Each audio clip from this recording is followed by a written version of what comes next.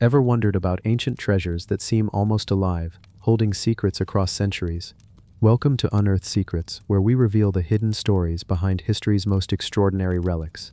Before we begin, subscribe, hit like, and tell us in the comments where you're watching from and the time it is there. Let's dive in. The necklace that knew stars. They said it shimmered even when the lamps were gone. When moonlight failed and darkness settled like silk upon the sands, it glowed softly, as if remembering the stars themselves. No one knew where the light came from. Some said it was the gem at its center, a deep sky-colored stone, unlike anything drawn from the earth. Others said the necklace held a memory, a quiet echo of the heavens that had once looked down on the kings of the Nile. It was discovered beneath the ruins of Saqqara, where sand filled what had once been a corridor for the dead. The archaeologists found it wrapped around a fragment of linen, the fabric turned black with age, yet the gold links remained whole. It was strange, there was no decay, no dullness to its glow. When light touched it, even briefly, it seemed to awaken, as if the centuries meant nothing. They called it the necklace that knew stars, though the name came long before the excavation reports, for among the locals the story of that necklace had been whispered for generations. Long before the first spade struck sand, the people who lived near Saqqara spoke of a queen who had worn the night around her throat. They said she ruled when the gods still walked the dunes in the shapes of men, when priests listened to the stars for messages that could move kingdoms. Her name was lost, erased perhaps or deliberately hidden, but the necklace endured, buried with her beneath the breath of the desert. Each link of the necklace was hammered gold, curved into a shape that resembled crescent moons joined end to end. Between them were tiny gems, lapis and turquoise, polished so finely they looked like droplets of frozen sky. At the center hung the largest gem, a round blue stone that caught even the faintest glimmer of light. Some said it was a sapphire, others insisted it was something rarer, stone born not of earth but of flame, fallen from the heavens in the time when stars still broke upon the world. When the necklace was lifted from the sand, the air around it seemed to shift. Workers paused. A man said he heard something faint, like a sigh. The team leader, thinking it imagination, wrapped the necklace in cloth and placed it in a metal case. That night, he could not sleep. He dreamed of the desert stretching beneath a sky filled with impossible stars, too many, too bright, and all of them watching. When he awoke, the air smelled faintly of frankincense, though no fire had burned. The next morning he asked his assistant to open the case. The necklace lay as before, yet the cloth around it had been singed, as though a candle had burned close. The stone gleamed in the morning sun, calm and perfect. The leader made careful notes, trying not to tremble. Back in Cairo, the necklace was examined under light and magnification. Experts could not agree on its age. Some said Old Kingdom, others thought much earlier. The style of the goldwork belonged to no known dynasty. It was as if the maker had lived before Egypt had names for its gods. But one thing was certain, the necklace was not merely ornamental. Its pattern followed a design too deliberate to be aesthetic alone. A scholar named Nadir proposed it was a map. The arcs of gold, he suggested, matched constellations once visible above the Nile, thousands of years ago. When placed beneath a projection of the night sky, each link aligned with a star in Orion's belt and the surrounding constellations. And the central gem? It corresponded exactly with Sirius, the star the Egyptians called Soptet, the herald of the Nile flood, and the soul of Isis herself. If that was true, then this necklace was not jewelry, it was devotion made metal, the sky rendered small enough to wear. But why? Why would anyone forge such a piece and then bury it in darkness? Legends from the nearby villages gave their own answer. They said it belonged to a queen who could speak with the heavens. When she prayed, stars shifted their positions. When she wept, the river rose. Her necklace, they believed, was the bond between her and the night sky. But such power came with a price. They said the gods envied her, and envy among gods is never gentle. One night, as she stood atop her palace roof, the sky darkened though no cloud moved. The stars blinked out one by one, until only one remained. Sirius, burning bright and terrible. A voice filled the air, low as thunder, soft as silk. It told her she had worn the sky too long, and that even stars must rest. When dawn came, she was gone. Her servants found only the necklace, lying upon the stone floor where she had stood, still glowing faintly blue. The archaeologists dismissed such tales, but as they catalogued the piece, strange things happened. Electronic equipment failed. Cameras refused to capture its color correctly. It appeared gray, even in bright light. One technician claimed the gem's reflection moved even when the necklace was still. Another said quietly that he'd seen stars in the gem. Faint but unmistakable. Weeks later, the necklace was moved to a secure vault in Cairo's Museum of Antiquities. Yet even there, reports continued. Guards on night duty claimed they saw light under the door of the storage room, like moonlight flickering across water. One swore he heard a faint hum, low and rhythmic like distant chanting. When the room was checked, the necklace lay silent. It became a quiet obsession for Dr. Nadir. He visited the vault often, claiming to study its composition. But truly, he was drawn to it by something he could not name. He said, in a letter never published, that the necklace was alive, not in the way of breathing things, but as a vessel of memory. He believed it was an artifact designed to remember light. He tested it. He exposed it to total darkness for days, then shone a single candle on it. For hours afterward, the gem glowed faintly, like a captured ember of the sun. When viewed under magnification, the stone's surface shimmered as if countless pinpoints of light swam within. It looked, he wrote, like a galaxy locked in glass. But there was more. Late one night, he conducted his final test. He dimmed the lights and placed the necklace beneath the projected star map of ancient Thebes. One by one, as each constellation appeared, the gem brightened. When the stars of Orion and Sirius aligned perfectly above it, the entire room filled with a soft blue-white radiance. The air felt warm. The scent of incense drifted, faint and ancient. Then came the sound. It was not loud, just a whisper at first, a sound like wind across stone, then voices. Many voices, overlapping, distant but clear. He could not understand the words, yet he knew their rhythm, the cadence of old Egyptian hymns. And in that light, for a moment, he thought he saw her. A figure standing behind the necklace, half shadow, half light, her neck encircled by gold crescents that shimmered with stars. Then it was gone. The light dimmed, the room cooled. He stood alone, the necklace dark once more. Nadir left his post soon after. He wrote nothing further. The museum stored the necklace in a lead-lined box, placed in a chamber where even the curators seldom went. Visitors never saw it. It was deemed too delicate for display. But those who have seen it say that when the city sleeps, and the Nile turns silver under the moon, light still escapes the vault. A pale glimmer, like a star remembering it once burned in the heavens. And sometimes, if one stands long enough in the museum courtyard, just before dawn, a faint sound can be heard beneath the murmur of Cairo, the soft ring of gold links moving in the dark, as if something unseen turns to face the sky once more. Because some treasures, it seems, do not belong to us. They belong to the stars that once taught humanity how to dream.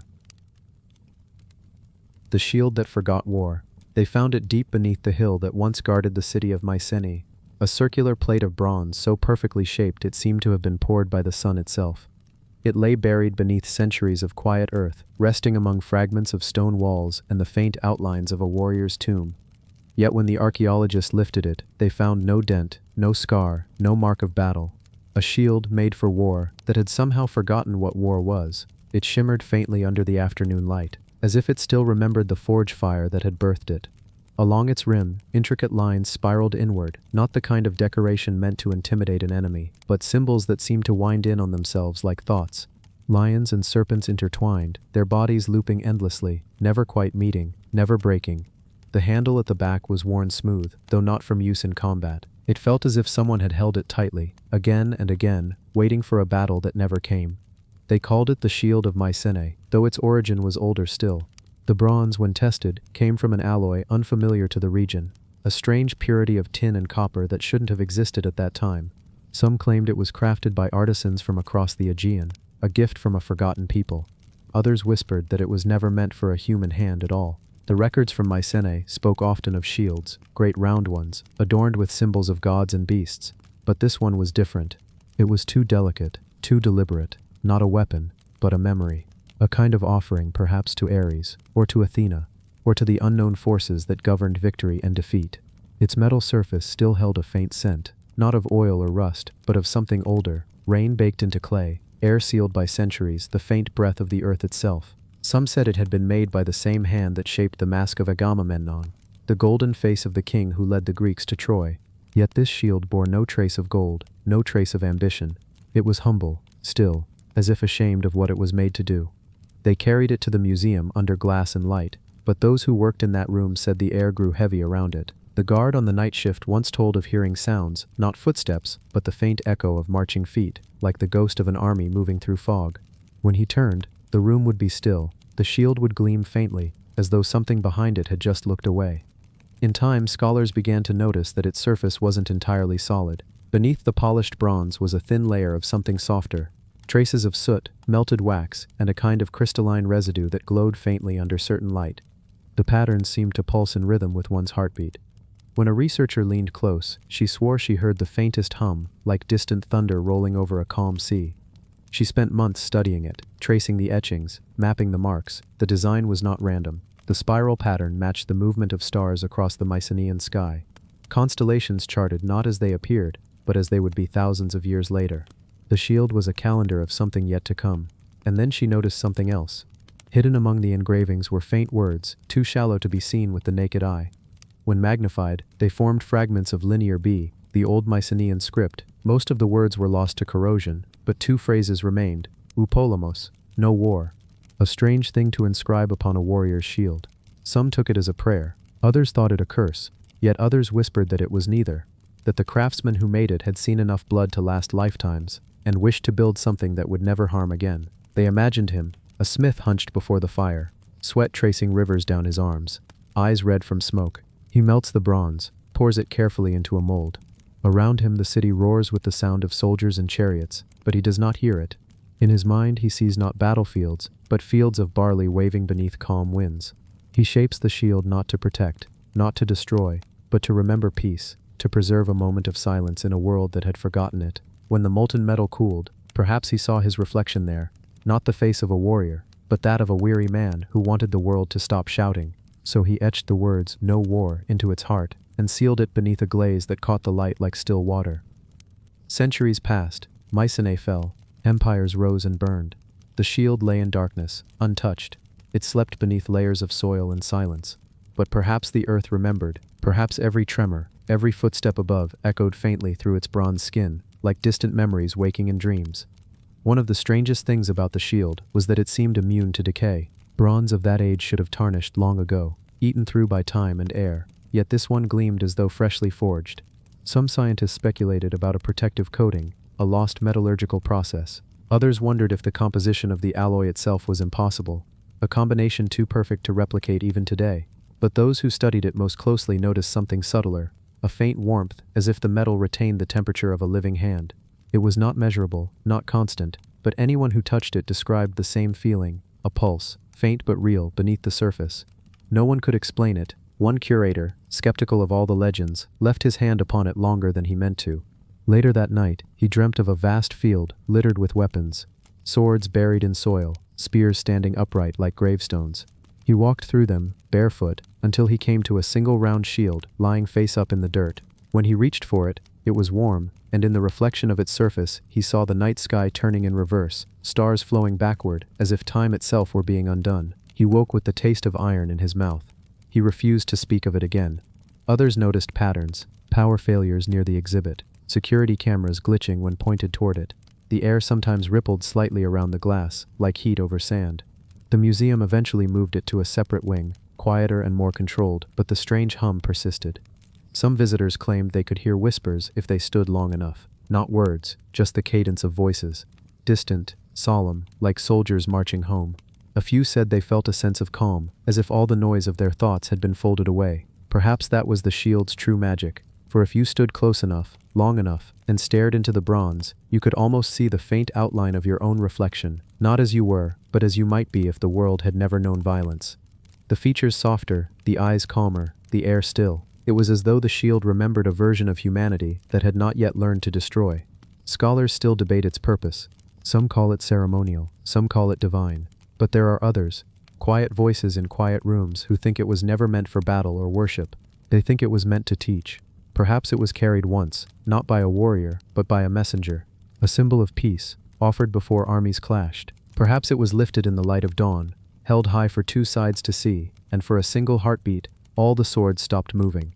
Maybe it failed. Maybe no one listened. Maybe it was buried not because it was lost, but because the world was not ready for what it meant. And so it waited, in silence, in soil, in centuries, until hands gentle enough to hold it without fear uncovered it once more.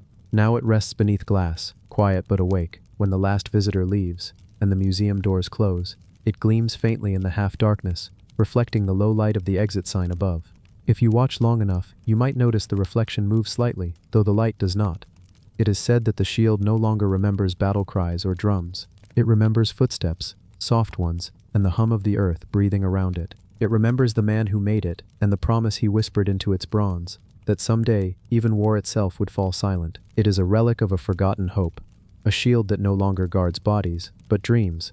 and if, in the quiet hours of the night, you ever find yourself standing before it, you might feel something stir, not fear, not awe, but the soft realization that perhaps, just perhaps, it isn't the shield that forgot war.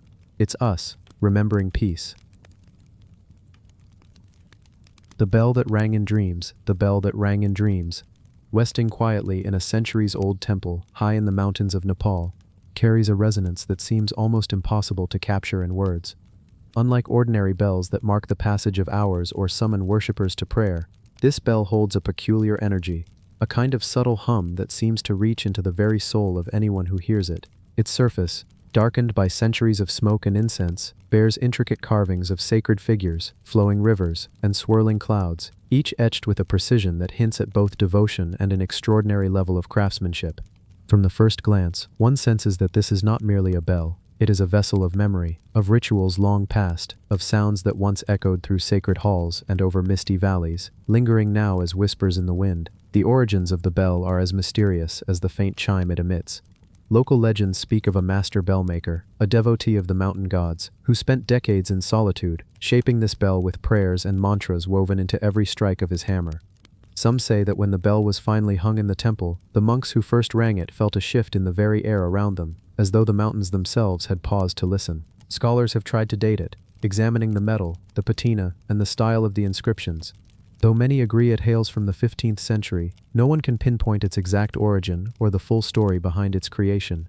Its maker remains an enigma, lost to history, yet their work continues to speak, centuries later, as if defying time itself. Standing before it, one notices the unusual shape. Unlike other temple bells, which are often uniformly rounded, this bell flares outward in the lower section, creating a resonance chamber that amplifies sound in an uncanny way. When struck, even gently, the vibrations do not merely echo, they ripple, creating a layering of tones that seem to exist both in the air and within one's own chest. It is said that monks who meditate near the bell hear voices, soft, indistinct, almost like murmurs carried from another time. They do not claim these are spirits in the usual sense, but fragments of energy, memories and prayers captured in the very metal, waiting for a listener with patience and stillness. Some who have visited say that the bell speaks to them in dreams, a sound that drifts through sleep like a gentle tide, leaving images of golden sunlight falling on mountain peaks, rivers of molten silver, and monasteries suspended between clouds. The carvings around its body tell a story of devotion and cosmic balance. Tiny figures of meditating monks intermingle with representations of animals, lotus flowers, and celestial symbols. Each figure seems to be in motion, despite being frozen in bronze. The animals, particularly, are depicted with an unusual sense of vitality. The eagle spreads its wings mid-flight, the tiger crouches as if about to leap, the deer pauses in eternal alertness. Scholars of Himalayan art suggest that these depictions symbolize the interconnectedness of all life and the delicate balance between spiritual practice and worldly existence. To look closely at the bell is to witness centuries of belief, faith, and ritual condensed into a single, harmonious form. The patterns are not random, they are coded with meaning, intended to guide both the eye and the heart along a path of reflection and understanding. The bell's placement within the temple is equally deliberate. Hung in a corner where sunlight strikes only at dawn, it catches the first rays of day and seems to glow softly, as if the light itself has been absorbed into the metal. Monks believe that the morning light, combined with the first strike of the bell, carries blessings not only to the temple, but also into the surrounding valleys. The sound spreads outward, bouncing off mountainsides and entering homes, gardens, and forests, often heard long before the temple itself is visible. Travelers in the region have recounted hearing the bell without knowing its source, waking to a deep sense of calm and clarity, their dreams subtly shifted by the echo. There is a consensus among locals that to hear the bell is to be momentarily transported, to feel the presence of something larger than oneself, a reminder that the world is filled with layers unseen and mysteries unspoken. The bell is not merely an instrument of sound, it is a focal point for ritual and meditation. Monks gather around it for certain ceremonies, each strike synchronized with chants, breaths, and the rhythm of prayer. The resonance, they say, aligns the energy of the space, creating a subtle vibration that can be felt in the bones and heart. Some studies of acoustic resonance in ancient temples suggest that certain bell shapes and materials were intentionally designed to affect the human nervous system, calming the mind and inducing states of deep reflection. The temple bell of Nepal appears to embody this principle perfectly. Every strike produces a wave of sound that is as much physical as it is ethereal, seeming to merge the boundaries between the tangible and the invisible, the present moment and the eternal. Visitors often report that the bell carries a memory of time itself. When heard, one might sense echoes of festivals long past, processions winding through mountain paths, prayers carried on the wind, and the laughter of monks who have long since departed. These experiences are deeply personal. No two listeners report the same visions or feelings, yet all agree on a profound shift in perception. It is as if the bell does not merely make noise but instead captures the essence of life lived within its sphere. The ancients understood something about the material world and its ability to hold spiritual resonance that modern observers can barely grasp. The temple bell, in this sense, is both a relic and a living witness, bridging centuries and whispering the continuity of human experience. Even the sound itself has peculiar qualities. In silence, the bell seems almost dormant, a dark mass of metal waiting patiently. But when rung, the notes layer in unexpected ways. A single strike generates overtones that carry hints of the surroundings: the creak of old wood, the rustle of distant leaves, the faint drip of water from the mountain streams outside.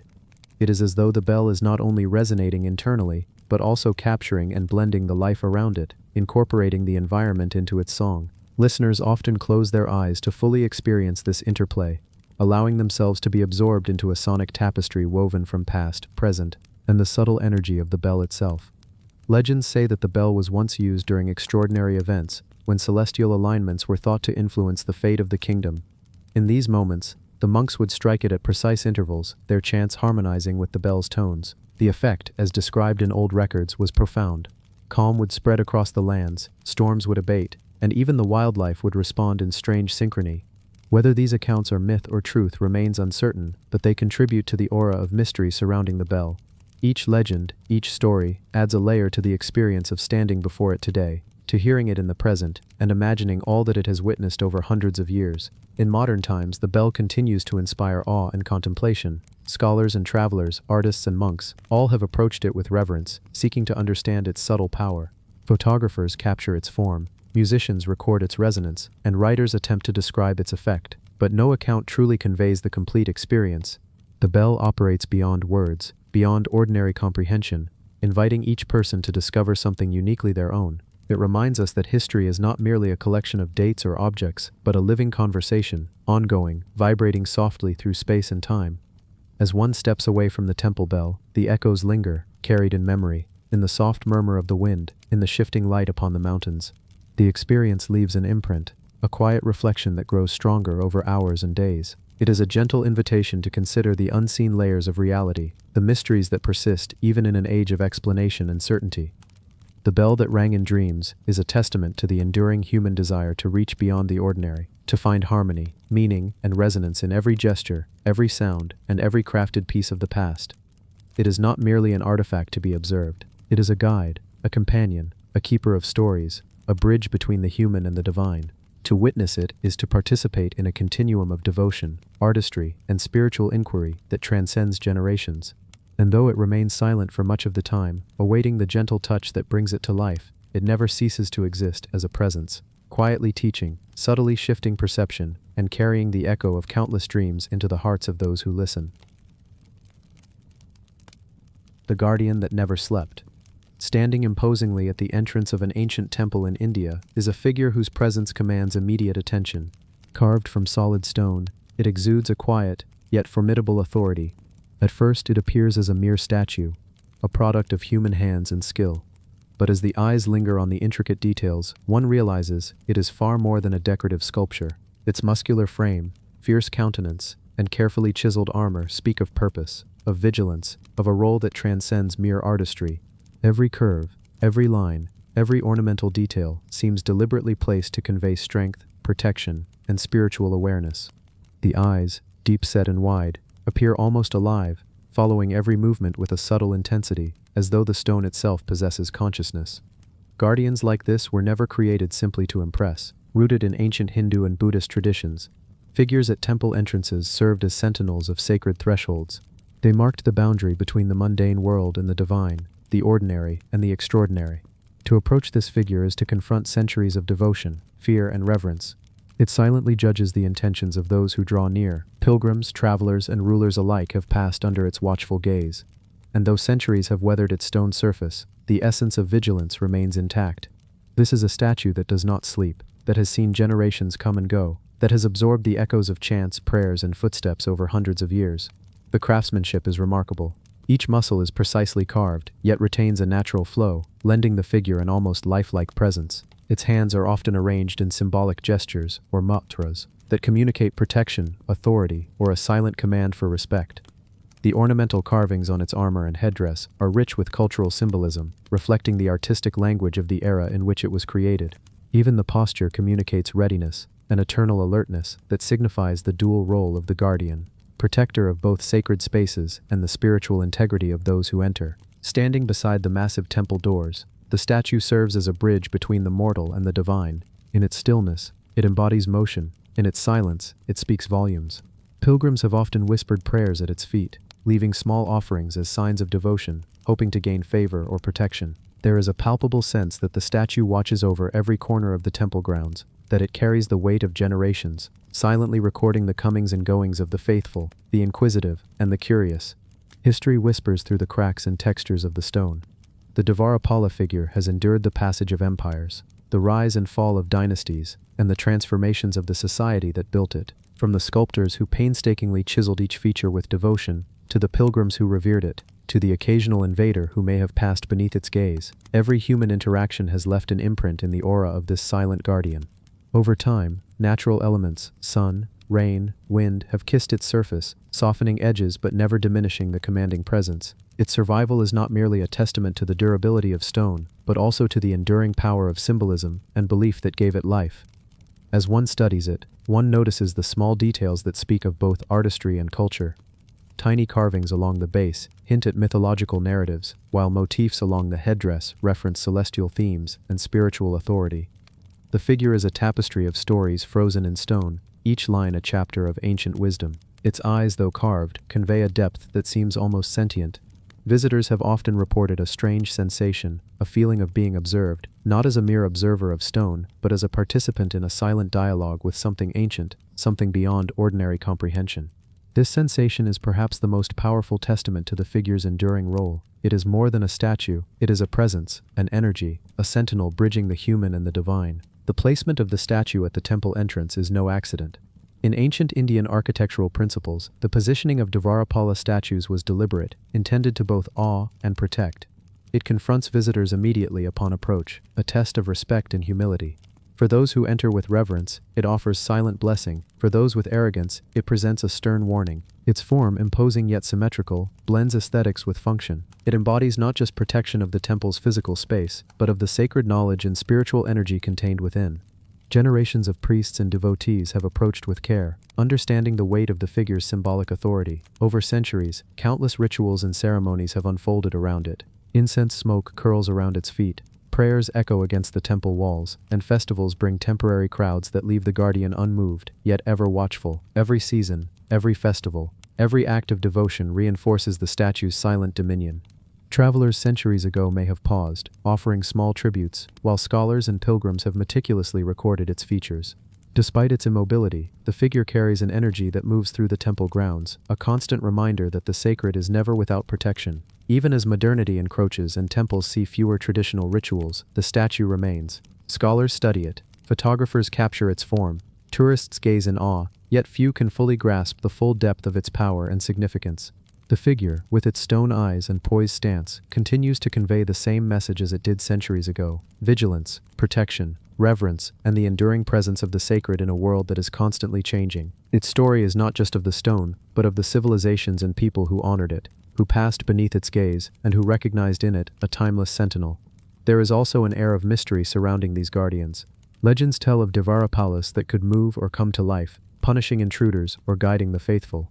Though largely myth, these stories have persisted for generations, passed down orally, adding a layer of supernatural intrigue. Visitors sometimes report feelings of unease or awe, attributing to the figure an almost living consciousness. These accounts enhance the perception that the statue is not merely art, but a being of eternal purpose, bridging the tangible and the intangible, the mortal and the divine. Its presence reminds all who see it that some creations are more than what they seem, imbued with history, symbolism, and something far beyond human comprehension. In essence, the Dvarapala statue stands as a testament to the enduring power of symbolism, devotion, and artistry. It has witnessed the unfolding of centuries, the rise and fall of kings, the coming and going of pilgrims, and yet it remains steadfast. Its stone form is unyielding, its eyes ever watchful, and its presence eternal. To stand before it is to step into a continuum of history, spirituality, and artistry that refuses to fade, reminding us that some guardians never sleep, and some stories, carved in stone, are destined to endure across millennia. The map that moved. In the heart of ancient Alexandria, a city that for centuries stood as the beacon of knowledge and scholarship, there existed an artifact unlike any other, a map that seemed to defy the very nature of time and space. Not merely a chart of lands or seas, it was a celestial map, etched with meticulous precision onto delicate parchment, worn with the passage of centuries, yet astonishingly preserved. This map did not simply display stars, it captured the movements of the heavens, tracing the intricate dance of planets, the shimmer of constellations, and the hidden pathways of celestial bodies, with a level of sophistication that would astound modern astronomers. Scholars and mystics alike revered it, for it was said to hold secrets of the cosmos, of the alignment of stars, and of a universe far grander than the one understood by mortals. To gaze upon this map is to feel the pulse of the heavens themselves. Each line, curve, and symbol seems infused with life, vibrating with the energy of distant suns and unseen worlds. The stars are more than mere dots. They are stories, mysteries, and divine messages encoded in a language that blends science and spirituality. Ancient astronomers of Alexandria, perhaps working under the guidance of the great library scholars, charted the movements of celestial bodies, not just to understand the universe, but to predict the fates of kings, empires, and the cycles of human civilization. The map became a bridge between the observable heavens and the unseen forces believed to govern life on Earth.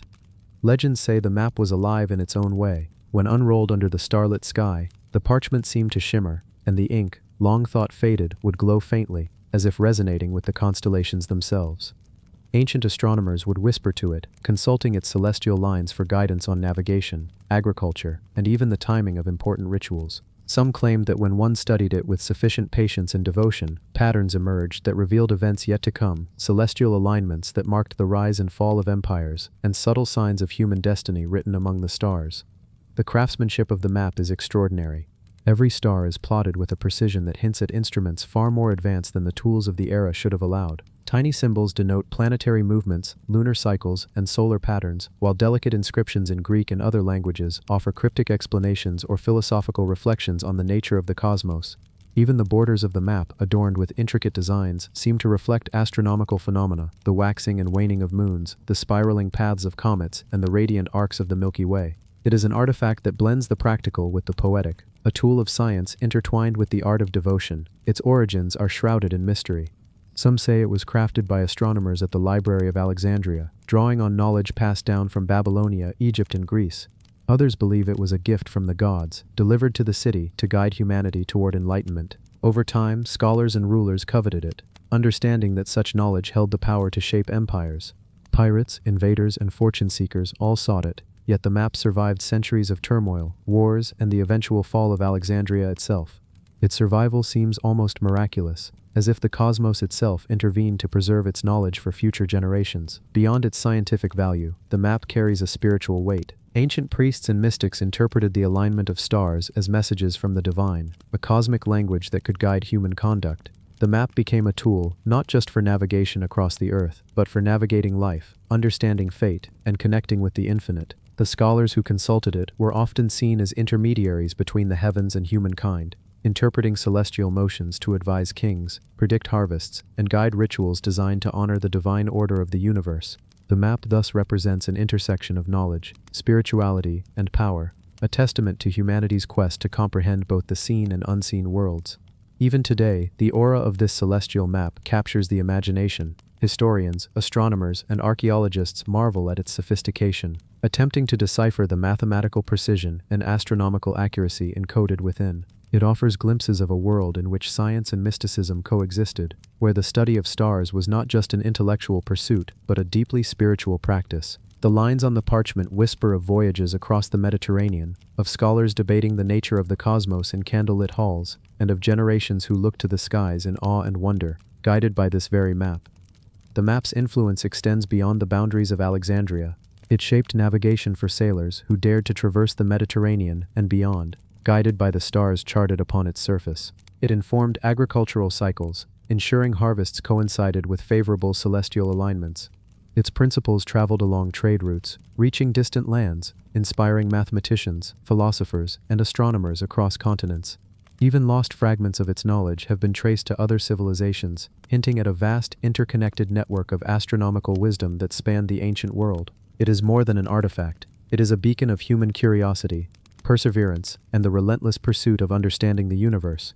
Over time, stories emerged that imbued the map with an almost supernatural aura. Sailors claimed to have seen constellations on the parchment shift subtly as they navigated treacherous waters, guiding them away from hidden shoals. Mystics spoke of visions inspired by the map, in which cosmic events unfolded as though the universe itself were speaking through the lines and symbols. Some even suggested that the map contained encoded knowledge of celestial phenomena yet to occur, prophecies written in a language of light and motion that only a few could interpret. This aura of mystery elevated the map beyond a mere instrument of astronomy, transforming it into a relic of wonder, fear, and reverence. In essence, this celestial map embodies the human desire to comprehend the infinite, to chart the uncharted, and to find one's place within the cosmos. Its intricate carvings, precise markings, and enigmatic symbols speak to a civilization that sought not just to observe the heavens, but to understand the very forces that govern existence. It represents the intersection of knowledge, power, and spirituality, a legacy of Alexandria's intellectual brilliance, and a testament to humanity's enduring fascination with the stars. Even now, after millennia, the map continues to captivate, challenge, and inspire those who encounter it, a silent yet eloquent witness to the eternal dance of the cosmos.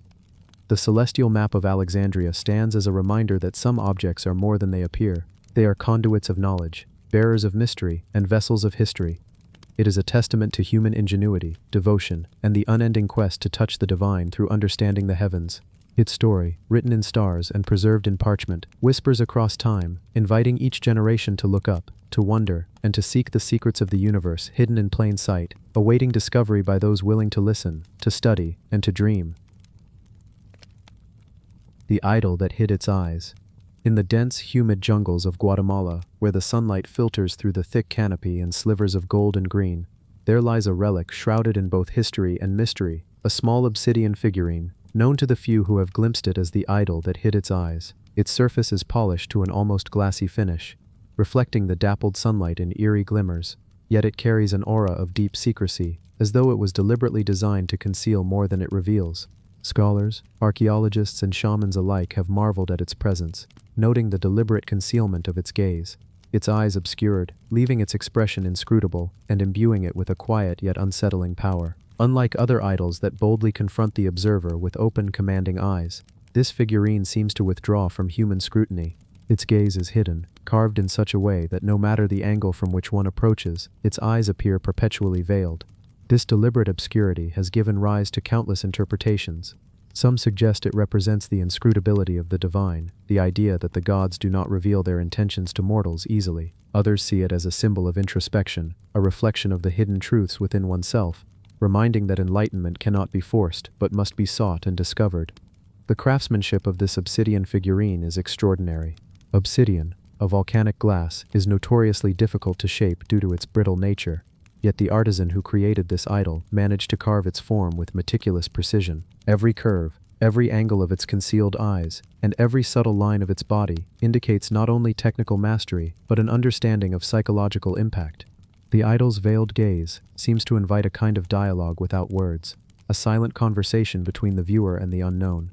It is almost as if the idol itself is alive, observing in ways the human eye cannot detect, guarding its secrets carefully through time. Archaeologists believe this figurine dates back to the pre-classic period of Mesoamerican civilization, a time when societies in the region were developing complex rituals, belief systems, and an intricate understanding of the natural world. The idol's presence within ceremonial spaces suggests it was more than mere decoration. It may have served as a conduit for spiritual energy, a mediator between the human and the divine, or a guardian of sacred knowledge. The placement of idols such as this one was deliberate, often located within temples, caves, or near natural features imbued with spiritual significance, such as rivers, mountains, or volcanic formations. The idol that hid its eyes may have functioned as a silent sentinel, overseeing rituals without ever revealing its judgment. The legend surrounding this figurine is as compelling as its form. Local lore speaks of priests who would whisper secrets to it during the night, secrets of kings, warriors, and the natural cycles that govern their world.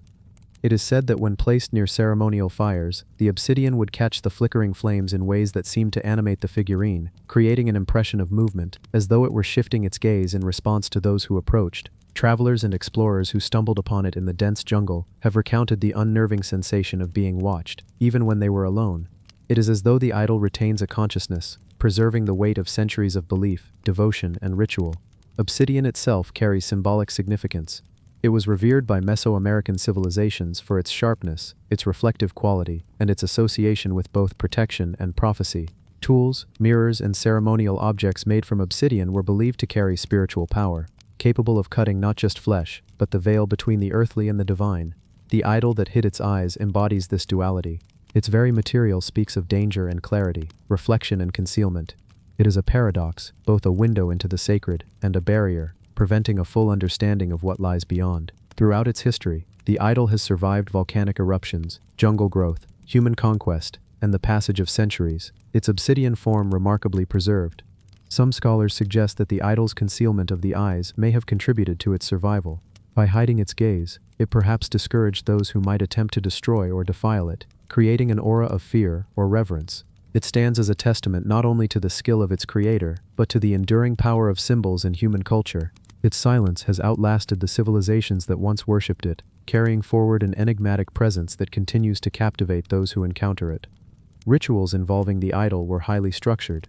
Priests would approach it with offerings of maize, cacao, and incense, often speaking in low, deliberate tones, recounting myths and ancestral stories. The idol's hidden gaze served as a focus for these rituals, its unseen eyes believed to absorb prayers and intentions, transforming them into energy that influenced the natural and spiritual world.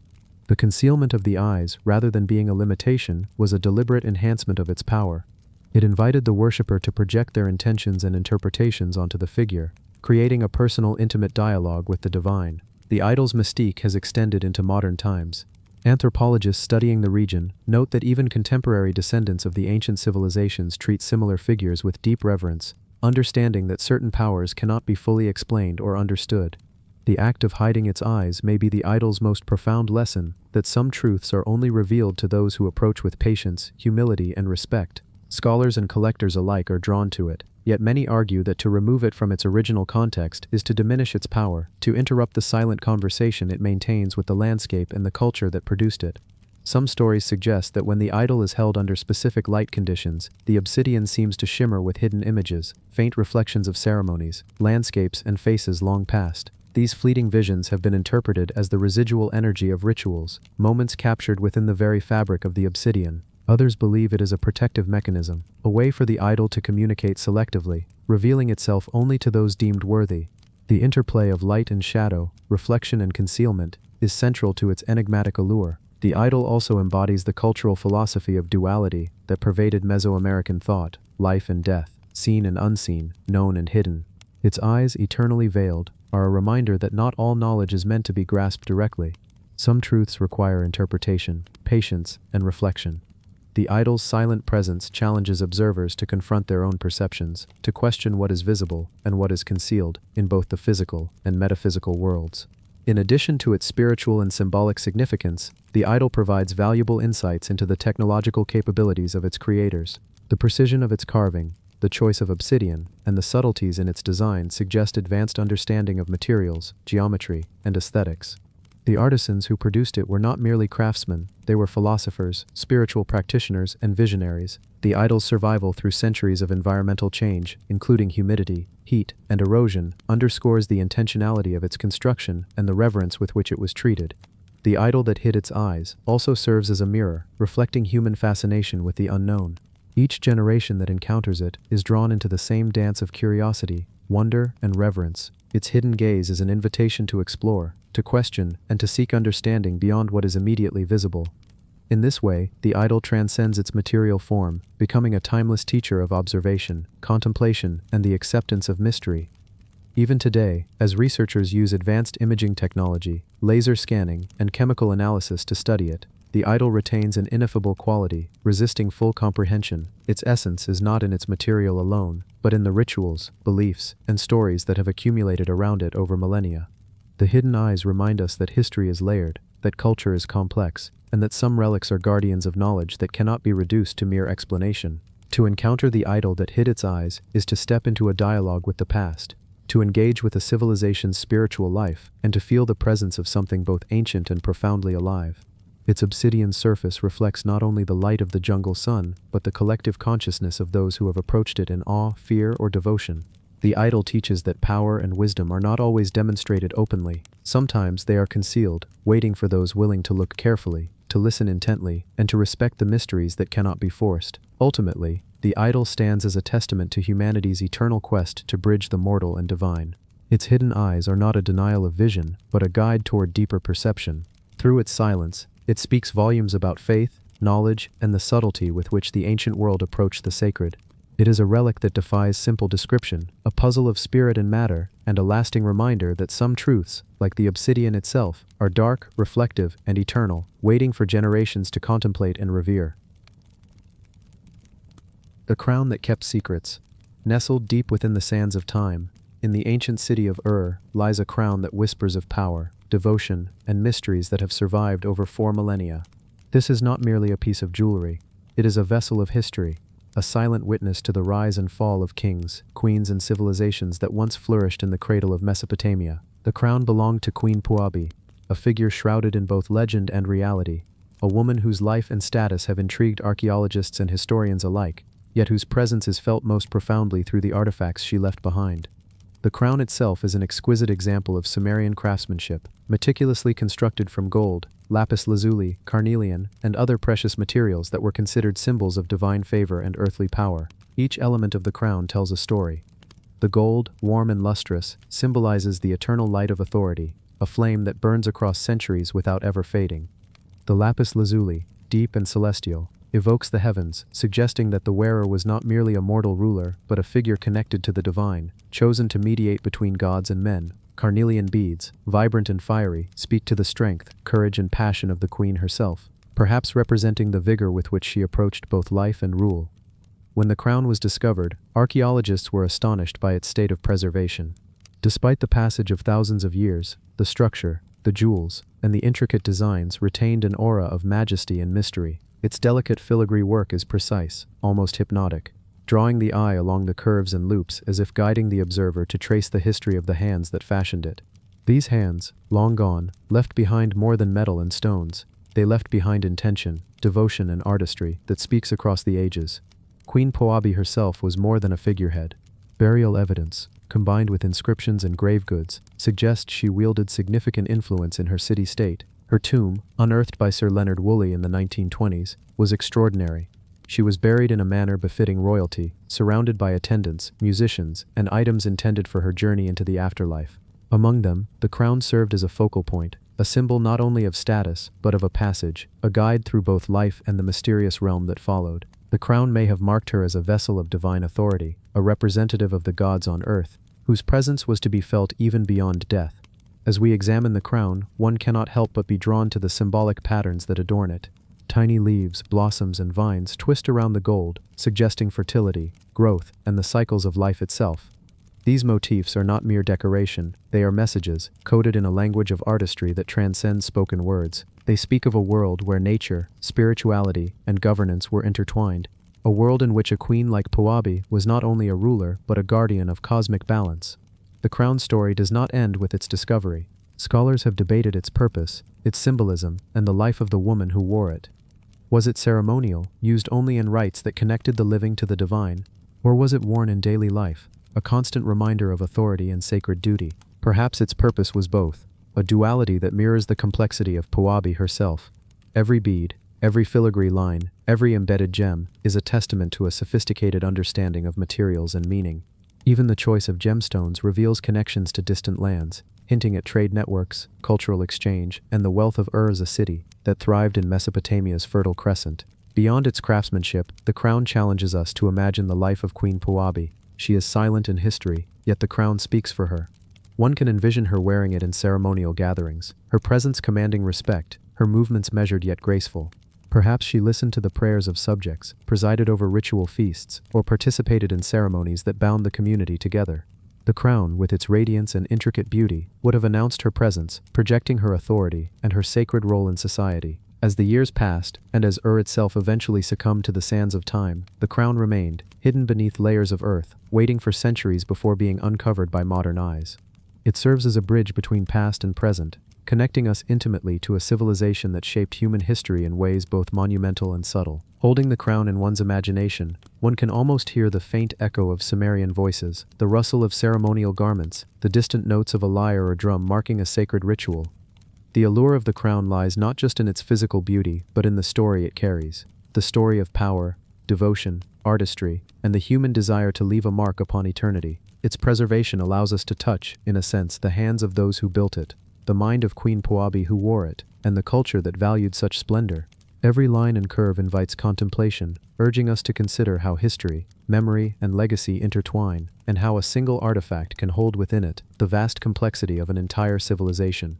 Even today, as the crown rests in a museum, protected and revered, it continues to whisper. It calls us to listen, to imagine, to wonder about the lives of those who once walked the streets of Ur, whose decisions shaped empires, whose rituals connected heaven and earth, and whose artistry still resonates through the ages.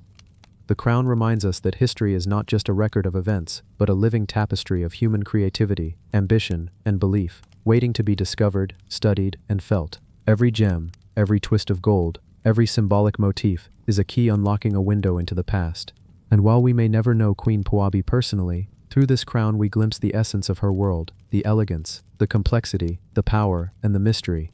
It is a treasure not simply of material wealth, but of human experience, a relic that transcends time, inviting reflection, awe, and reverence. In contemplating the crown, we are reminded that the past is never truly gone. It persists in the objects left behind, in the silent testimony of artifacts that, like the crown of Queen Puabi, carry within them secrets, stories, and echoes that speak across millennia. The crown stands as a testament to the enduring human impulse to create, to celebrate, and to leave behind something that whispers to future generations, a reminder that even as civilizations fade, the spirit of their people can endure, shimmering through gold, lapis lazuli, and carnelian, waiting for the next curious soul to uncover its mysteries. The bone that remembered time. In the frozen expanse of Siberia, where the winter winds whip across endless stretches of tundra, there exists an artifact so unassuming, yet so profound, that it seems to hum with the memory of centuries. Buried and lost to time, the carved bone from Tobolsk holds within it echoes of the lives that shaped the world in ways both subtle and monumental. To the untrained eye, it is simply a piece of bone, worn and etched with patterns that at first glance appear arbitrary, perhaps merely decorative. But closer inspection reveals the intricate carvings that trace the passage of seasons, the cycles of life and death, and possibly even the movements of the stars themselves. Each groove, each etched line, is more than a mark. It is a story, a testament, a record of human existence and belief that has somehow survived the relentless march of centuries. This bone was not merely an object to be held or displayed. Its very creation speaks of a culture deeply attuned to the world around them, a people who observed the subtle shifts in the landscape, the rising and setting of celestial bodies, and the rhythm of their own lives mirrored in these patterns. Some scholars believe it functioned as a mnemonic device, a way to remember stories, genealogies, or even ritual instructions passed orally from one generation to the next. Others suggest it was a sacred object, possibly used in ceremonies that acknowledged the interwoven forces of nature and humanity. To hold it is to feel an almost tangible connection to the hands that shaped it, to imagine the painstaking care with which each line was etched, the reverence imbued into every mark. The bone's survival through the harsh Siberian climate is itself remarkable. Time, temperature, and human activity are relentless, often erasing all traces of civilizations long gone. Yet this carved relic endured, carried through generations perhaps as an object of veneration, hidden to preserve its secrets, or simply forgotten until it was uncovered centuries later. Its discovery in Tobolsk sent ripples through the archaeological community, prompting debates over its purpose, origin, and the identity of those who first wielded it. Every analysis, from carbon dating to microscopic inspection of the etchings, unveils layers of history that only deepen the mystery. The bone is more than a record, it is a bridge to a past that is at once alien and intimate, a reminder of how fleeting yet enduring human presence can be. Beyond its physical form, the carved bone carries an almost mystical resonance. Some have reported a sense of quiet reflection or even unease when near it, as if it retains the energy of those who crafted it. The patterns are neither wholly geometric nor purely abstract. They seem to vibrate with a hidden logic, a language that has been lost to time. To attempt to decode it is to engage in a dialogue across millennia, trying to interpret thoughts and beliefs that exist only in a world now gone. Scholars compare it to other Siberian artifacts, noting similarities with shamanic carvings, ritual objects, and symbolic representations used by ancient tribes across Eurasia. Each comparison opens new possibilities. Was it a calendar, a religious talisman, a tool for education, or something even more enigmatic? The bone resists simple classification, which only enhances its allure. Imagine the world in which this bone first came into being: tribes moving with the seasons, hunters following herds across frozen plains, shamans interpreting the whispers of the wind and the patterns of the stars. In such a context, an object like this bone would have been central to understanding and interacting with the universe. It could have served as a guide, a spiritual anchor, or a teaching tool for the young. Perhaps it was part of initiation rituals, used to mark the passage from childhood into adulthood, inscribed with knowledge that was both practical and sacred. The act of carving itself would have been a meditative process, a way to connect with forces beyond the immediate, a ritual in miniature etched into the surface of a seemingly ordinary piece of bone. Over the centuries, as the landscape around Tobolsk changed and human settlements shifted, the bone remained. It witnessed transformations that reshaped the region: the rise and fall of clans, the encroachment of empires, the spread of new technologies and beliefs. Buried in permafrost or hidden within dwellings, it waited silently, a sentinel of memory, until the moment of its rediscovery. When archaeologists finally unearthed it, they were confronted not just with a relic, but with a tangible connection to the minds and hands of the past. The carvings, once perhaps familiar to those who created them, now became enigmatic, urging modern observers to reconstruct their meanings, to hear voices from a time long vanished. In studying the bone, researchers have noted its careful proportions and attention to symmetry, suggesting an advanced understanding of both form and function. Its lines may correspond to natural phenomena, the migration of animals, or the cycles of the sun and moon, embedding practical knowledge in a symbolic framework. Some of the markings hint at numeracy or counting, raising the possibility that it was used as a primitive tool for calculation or record-keeping. Others argue that its significance is primarily spiritual, intended to communicate with ancestors or to channel energies believed to flow through all living things. Perhaps it served multiple purposes over its long life, evolving in meaning as it passed from hand to hand, generation to generation. Yet beyond the scholarly debates, there is a deeply human aspect to this artifact.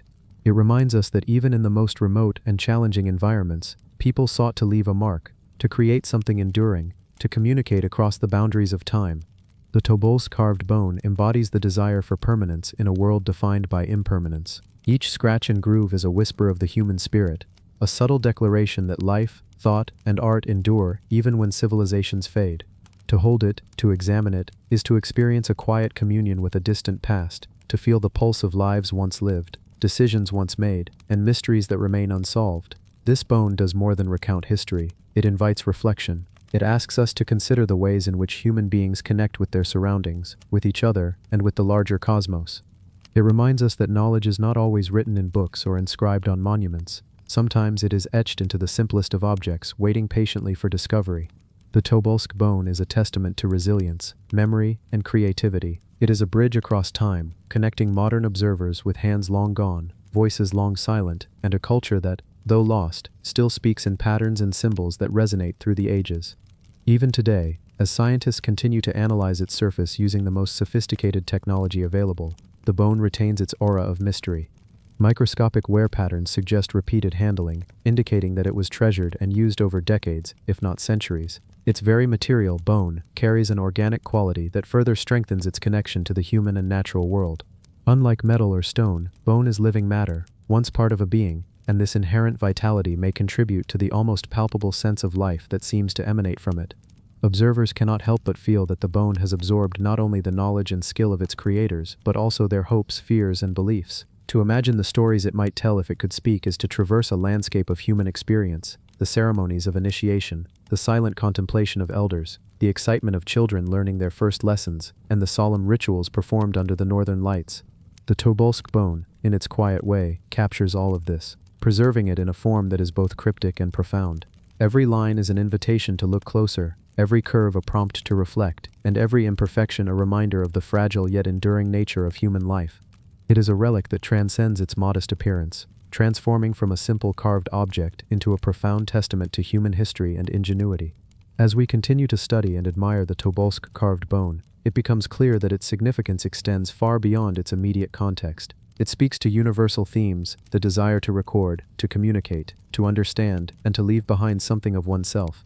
It challenges modern observers to think about how knowledge was preserved in the past, how symbolism functioned as a tool for memory, and how the human spirit finds ways to endure even in the harshest of environments. It is a silent witness to history, a messenger from a time that, though distant, is intimately connected to the present through the enduring power of material culture. In the end, the Tobolsk carved bone remains a symbol of humanity's unending quest to connect, to communicate, and to transcend time. It is a reminder that even the smallest, seemingly most mundane objects can carry profound meaning, that every artifact has a story, and that sometimes, in the frozen silence of Siberia or the bustle of a modern museum, the past reaches out to those willing to listen. It stands as a testament to the creativity, resilience, and enduring curiosity that define our species, a modest piece of bone that somehow managed to capture the imagination of generations, reminding us that history is never truly lost as long as there are those who seek to uncover it and ponder its secrets. The stone that cried smoke. Deep within the archipelago of Indonesia, where emerald jungles climb steep volcanic slopes and rivers of molten rock have shaped the land for millennia, lies an artifact that seems almost alive, a volcanic idol carved from a rock born of fire and ash. Its surface is rough, textured by centuries of exposure to wind, rain, and volcanic heat, yet its contours reveal careful craftsmanship and deliberate intention. From the moment it was first hewn from cooled lava, this idol carried a presence, a weight of meaning that transcended its material. It was not simply a representation, it was a living symbol, a conduit between the people who created it and the elemental forces that shaped their world. Even now, when held or viewed, it exudes an aura of quiet power, as if it remembers the hands that carved it, the chants that accompanied its creation, and the fires that gave it birth. The volcanic stone from which this idol was formed is more than rock. It is the residue of eruptions, cooled magma that once roared with heat and fury, now captured in a form meant to endure. The act of transforming such a volatile primordial material into a vessel of spirituality required skill, courage, and an understanding of the land's volatile temperament. For the ancient people of the region, the idol represented the intertwined relationship between humanity and the natural world, a reminder that life was fragile and fleeting, yet sustained by forces larger than themselves. Every groove, every curve on the idol's body reflects a duality, the chaos of the volcano, and the calm of human intention, a meditation on the balance of destruction and creation. Legends surrounding the volcanic idol speak of rituals performed in the shadow of active volcanoes, where priests and shamans would bring offerings of rice, incense, and fire, seeking to appease spirits that dwelled within the earth and sky. Smoke often rose from its base during these ceremonies, curling into the air as though the idol itself were breathing, whispering prayers back to the heavens. To witness such a ceremony was to feel the pulse of the earth itself, vibrating through every leaf, stone, and human body. The smoke was more than a physical manifestation, it was symbolic, representing the ever-present connection between the living and the divine, a tangible sign that the idol was a living entity within their cosmology. The volcanic idol's survival is as remarkable as its creation. Indonesia's landscape is one of constant upheaval. Earthquakes, eruptions, and torrential rains reshape the terrain repeatedly. Yet despite centuries of environmental stress, the idol remained intact, a testament to both its maker's craftsmanship and the reverence in which it was held. For generations, it likely resided in sacred groves, protected by rituals, and possibly even moved during migrations or times of conflict to safeguard its sacred essence. Its presence endured wars, colonization, and natural disasters, continuing to inspire awe and reverence among those who encountered it. Archaeologists studying the idol have noted not just its age and material, but the precision of its carvings, which suggest a deep understanding of symbolic language and ritual significance. Its features are stylized, emphasizing eyes, mouth, and hands in ways that convey both authority and spiritual connection. Some interpretations suggest the idol served as a mediator between humans and volcanoes, embodying the spirits thought to reside in molten rock, steam vents, and volcanic ash. Others believe it may have functioned as a guardian, protecting villages from eruptions, guiding harvests, or marking sacred territories. Regardless of its exact purpose, the idol's enduring presence demonstrates the intersection of art, spirituality, and survival, a tangible record of a worldview where nature and the divine were inseparable. The smoke that once rose from its base during ceremonies is emblematic of a larger metaphor embedded in the idol: transformation.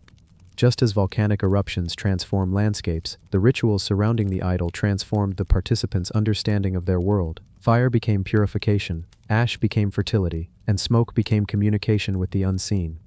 For those ancient communities, the idol was not passive, it was interactive, a participant in ritual life, shaping beliefs and behaviors, teaching lessons about respect, caution, and reverence for the forces that govern existence. Its carved features acted as reminders, a symbolic language that communicated across generations, guiding conduct, instilling awe, and sustaining cultural continuity. Modern scholars have attempted to contextualize the idol within Southeast Asian religious and cultural frameworks, drawing connections to ancestor worship, animism, and the reverence of natural phenomena.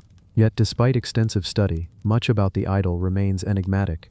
Its inscriptions, or what appear to be markings etched into its surface, resist definitive interpretation, leaving room for speculation about the specific myths or stories it may have conveyed. The smoke, whether literal from ritual fires or metaphorical through the idol's volcanic origins, creates a sense of mystery that has captivated observers for centuries. Each viewing invites questions.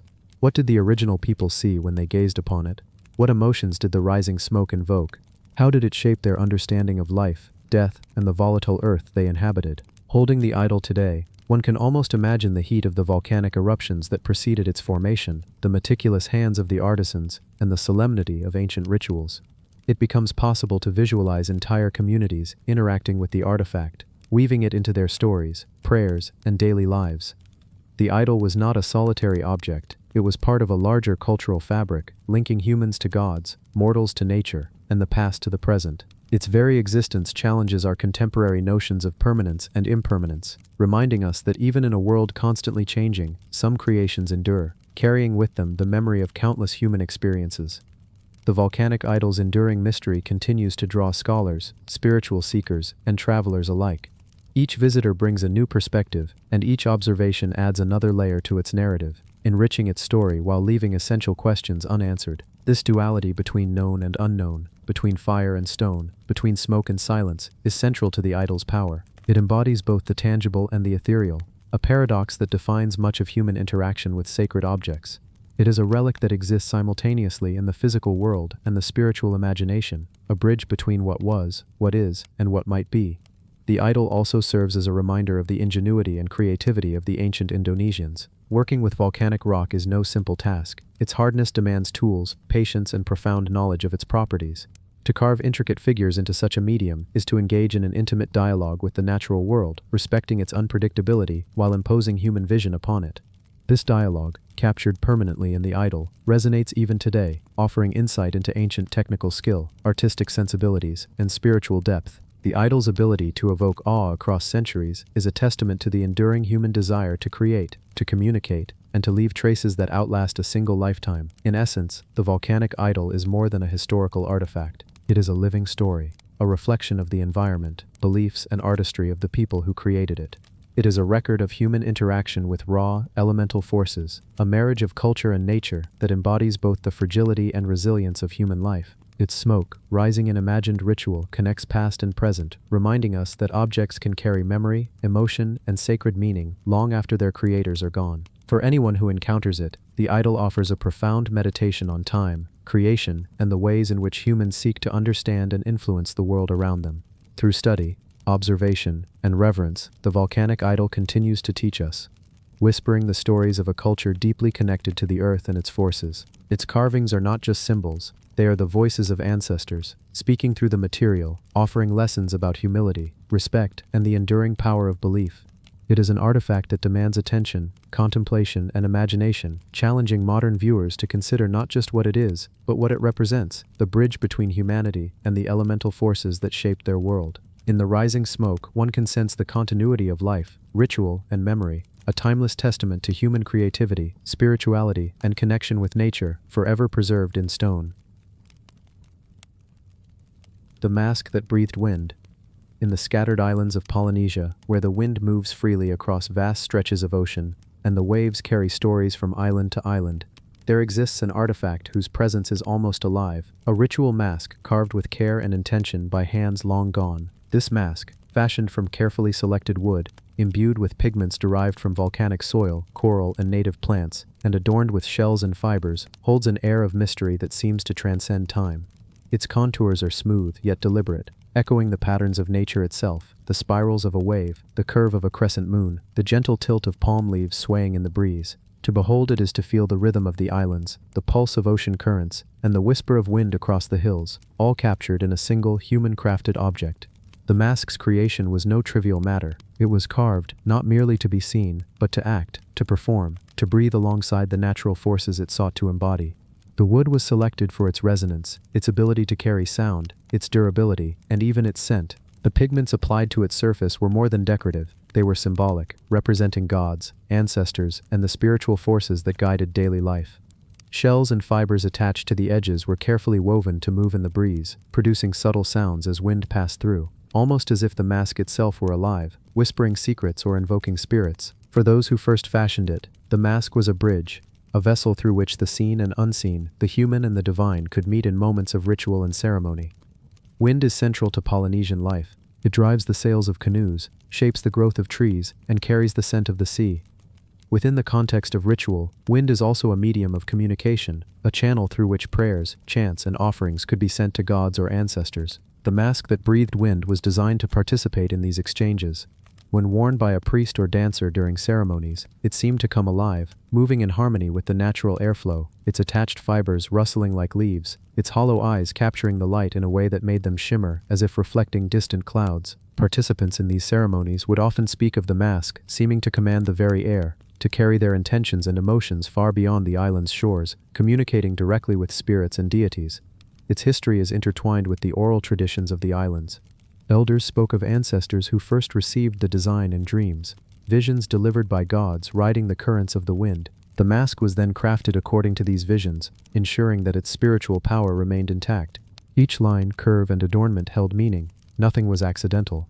The carvings traced patterns of celestial navigation, mimicking the stars that guided the first Polynesian voyagers across thousands of miles of open ocean. The placement of shells corresponded to the constellations, while the movement of fibers in the wind represented the ever-changing currents and tides. This was not simply a mask, it was a map, a prayer, a history, and a living instrument. The ceremonies surrounding the mask were immersive experiences. When worn, the priest or dancer would move rhythmically, following chants and drumming that mirrored the natural cadence of the waves and wind. Smoke from nearby fires or incense would curl around the mask, sometimes rising through its openings, creating the illusion that the mask itself was exhaling. Observers often described feeling a tangible presence, as though the mask had absorbed the breath of countless previous rituals and now exhaled a collective memory back into the air. Its role was both protective and communicative. It mediated between the human and spiritual realms, calling forth blessings, warding off misfortune, and ensuring harmony between people and their environment. The survival of this ritual mask through centuries is extraordinary, given the tropical climate, exposure to storms, and human activity that might have displaced or destroyed it. Its preservation suggests that it was not merely a ceremonial object, but a treasured artifact, cared for across generations. Passed down among families, kept in sacred spaces, or hidden from the gaze of outsiders, the mask became a repository of knowledge and tradition, embodying the spiritual and cultural identity of the community. Even as outside influences arrived, traders, colonizers, missionaries, the mask retained its essence, a reminder of a time when humans lived in closer communion with nature, guided by the wind and the rhythms of the islands. Modern study of the mask has revealed the sophistication of Polynesian craftsmanship. The wood selection, the carving techniques, and the integration of natural elements all point to a culture with profound understanding of materials, airflow, acoustics, and symbolism. Scholars and anthropologists note that such masks were not merely ornamental, they were active participants in ritual, instruments that shaped experience, perception, and social cohesion. The movement of air through the fibers and openings would create a whispering or rustling sound, subtly enhancing the ritual's sensory impact, reinforcing the connection between participants and the unseen forces they sought to engage. The mask's power also lies in its ability to evoke imagination. Even today, when observed in a museum or private collection, one can almost hear the rustling of fibers, the creaking of wood as it is lifted, the distant echo of chants carried by ocean breezes. It invites viewers to imagine themselves on a remote island, standing amidst a sacred grove or open ceremonial space, feeling the wind press against their skin, seeing the mask respond as though it were aware of their presence. In this sense, the mask transcends its materiality. It is a conduit of experience, memory, and sensory perception that bridges centuries. Its role as a cultural ambassador cannot be overstated. Through the mask, the intricate belief systems, artistic ingenuity, and environmental awareness of Polynesian societies are communicated to the modern world. Every curve and detail embodies lessons about respect for nature, attentiveness to subtle forces, and the importance of ritual in shaping communal identity. It reminds us that spirituality and daily life were inseparable, that humans once understood themselves as part of a broader living system, and that art and ritual were inseparably bound. Even the title itself, The Mask That Breathed Wind, carries a weight of meaning. It captures the essence of the artifact, emphasizing its intimate relationship with nature and its active role within ritual life. The wind is not merely a backdrop, it is a participant, co-creator, and medium, and the mask functions as its interpreter. Observing this artifact, one is struck not only by its visual beauty, but by the complexity of its purpose, an intersection of art, spirituality, natural philosophy, and human emotion. Ultimately, the ritual mask is more than an ancient object, it is a living legacy. It embodies the rhythm of the ocean, the breath of the wind, the creativity of its makers, and the continuity of a culture that has endured despite centuries of change. It challenges modern perceptions of what constitutes art, ritual, or sacredness. In its fibers and wood, in its carvings and subtle movements, it contains stories that stretch back centuries, connecting past to present, human to nature, material to spiritual. To witness it is to be reminded of humanity's capacity to communicate across generations, to honor forces beyond understanding, and to craft beauty and meaning from the raw elements of the earth and air. The mask continues to breathe, invisibly yet palpably, carrying with it the wind, the prayers, and the imagination of those who came before, whispering the enduring story of Polynesia and its people. The cup that never emptied. In the arid expanses of ancient Persia, where the sun scorches the earth by day and the stars burn brilliantly by night, there existed an artifact so enigmatic that its legend has survived millennia. This was no ordinary chalice. It was a bronze vessel forged by skilled hands in the heart of Persia, in an era when artistry and mysticism intertwined to shape both culture and ritual. Known to history as the cup that never emptied, this chalice is said to have defied natural laws, its very presence a marvel of craftsmanship, and an object of fascination for kings, priests, and common folk alike. Its surface gleams with an almost liquid bronze sheen, polished to perfection, yet etched with intricate designs that tell stories, mark genealogies, and record sacred rites. The patterns are not merely decorative, they are symbolic, conveying complex narratives of power, divinity, and the intimate relationship between human and cosmos. From its inception, the chalice was more than a container. It was believed to hold not only liquids, but also the essence of abundance, prosperity, and divine favor. Crafted with a careful balance of form and function, the chalice's shape allows it to appear deceptively simple at first glance, a humble cup with a wide mouth, a sturdy base, and gracefully curved handles. Yet closer inspection reveals the artistry of master metallurgists, delicate embossing along its rim depicting scenes of celestial movement, constellations, and legendary rulers, spiraling motifs representing rivers and winds, and inscriptions in Old Persian cuneiform invoking blessings, protection, and continuity. Each element was carefully calculated, a combination of aesthetics, utility, and spiritual symbolism, intended to transform the cup from a mere vessel into an instrument of connection between the mortal and divine realms. The legend surrounding the cup is as extraordinary as its physical form.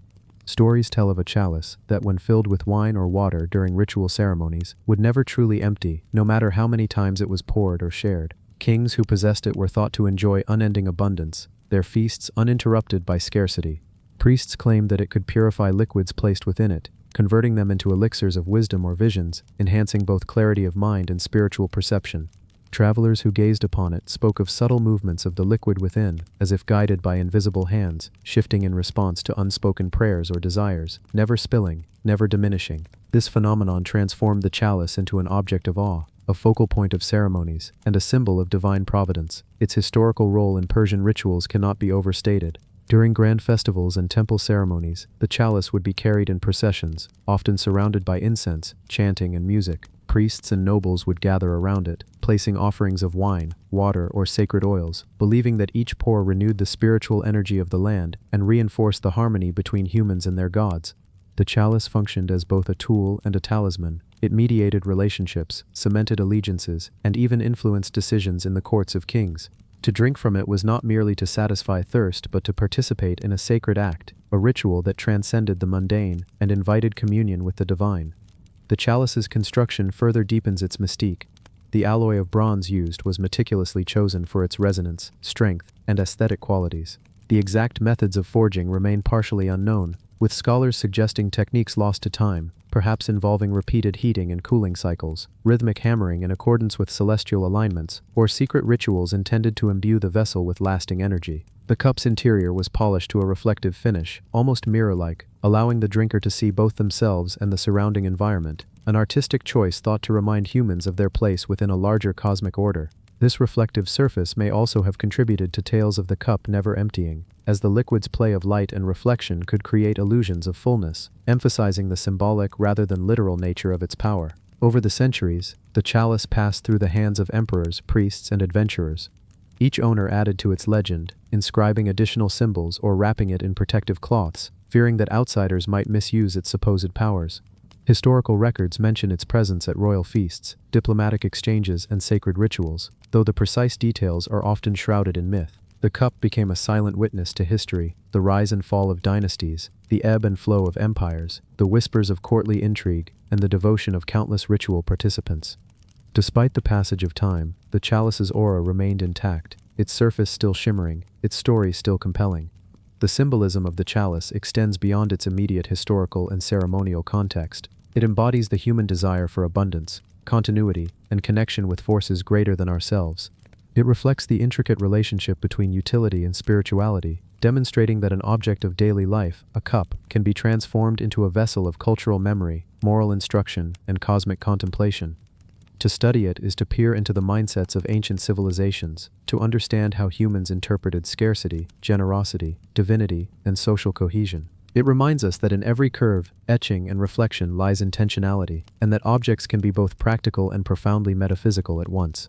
Modern scholars, archaeologists, and artisans have marveled at the chalice's design and construction. Even when examined with contemporary tools, the cup's precision and artistry astonish, suggesting that its creators possessed knowledge and skills beyond mere functionality. The alignment of decorative elements with celestial events, the careful balance of weight and proportion, and the fluid dynamics of its interior space all point to a sophisticated understanding of materials, physics, and symbolism. These discoveries provide insight into a culture deeply attuned to both the natural and supernatural worlds, where every creation was a dialogue with eternity, every act of craft a statement of reverence. Today the chalice continues to inspire wonder, whether displayed in a museum, studied in archives, or imagined in its original ceremonial context. It prompts reflection on human ingenuity, spirituality, and the longing to connect with the sacred. Even centuries removed from its first use, one can almost sense the intentions imbued within it, the reverence of the hands that shaped it, the voices of priests chanting over it, the energy of ritual feasts, and the currents of history flowing through it. The cup that never emptied stands as a testament to human creativity and belief, reminding us that some objects crafted with care and intention transcend time, materiality, and even the very limitations of their design. The enduring legend of the chalice also highlights the intersection of myth and material reality. It invites us to consider the ways in which humans imbue objects with significance, projecting hopes, fears, and aspirations onto them. The chalice's never-ending liquid is both literal and metaphorical, a reflection of humanity's quest for immortality, for continuity, and for understanding of the cosmos. In every sip or imagined sip lies a meditation on abundance, divine favor, and the unending flow of time. The cup is a microcosm of Persian culture itself, capturing in its bronze contours and intricate designs the essence of a civilization attuned to ritual, symbol, and the eternal dance between the earthly and the divine. Even as modern science attempts to understand it, the chalice retains its mystery. Chemical analysis of residues hints at its use in ceremonial libations. Historical texts suggest its prominence in royal and religious contexts, yet the tales of its inexhaustible contents continue to capture imaginations, bridging the gap between fact and legend. It is precisely this tension, the fusion of craftsmanship, belief, and storytelling, that makes the chalice a timeless artifact. It is not only a window into the past, but also a mirror reflecting contemporary fascination with the extraordinary, the inexplicable, and the enduring human desire to touch the divine. Ultimately, the chalice is more than a bronze vessel. It is a testament to human creativity, spirituality, and the profound capacity to endow ordinary objects with extraordinary significance.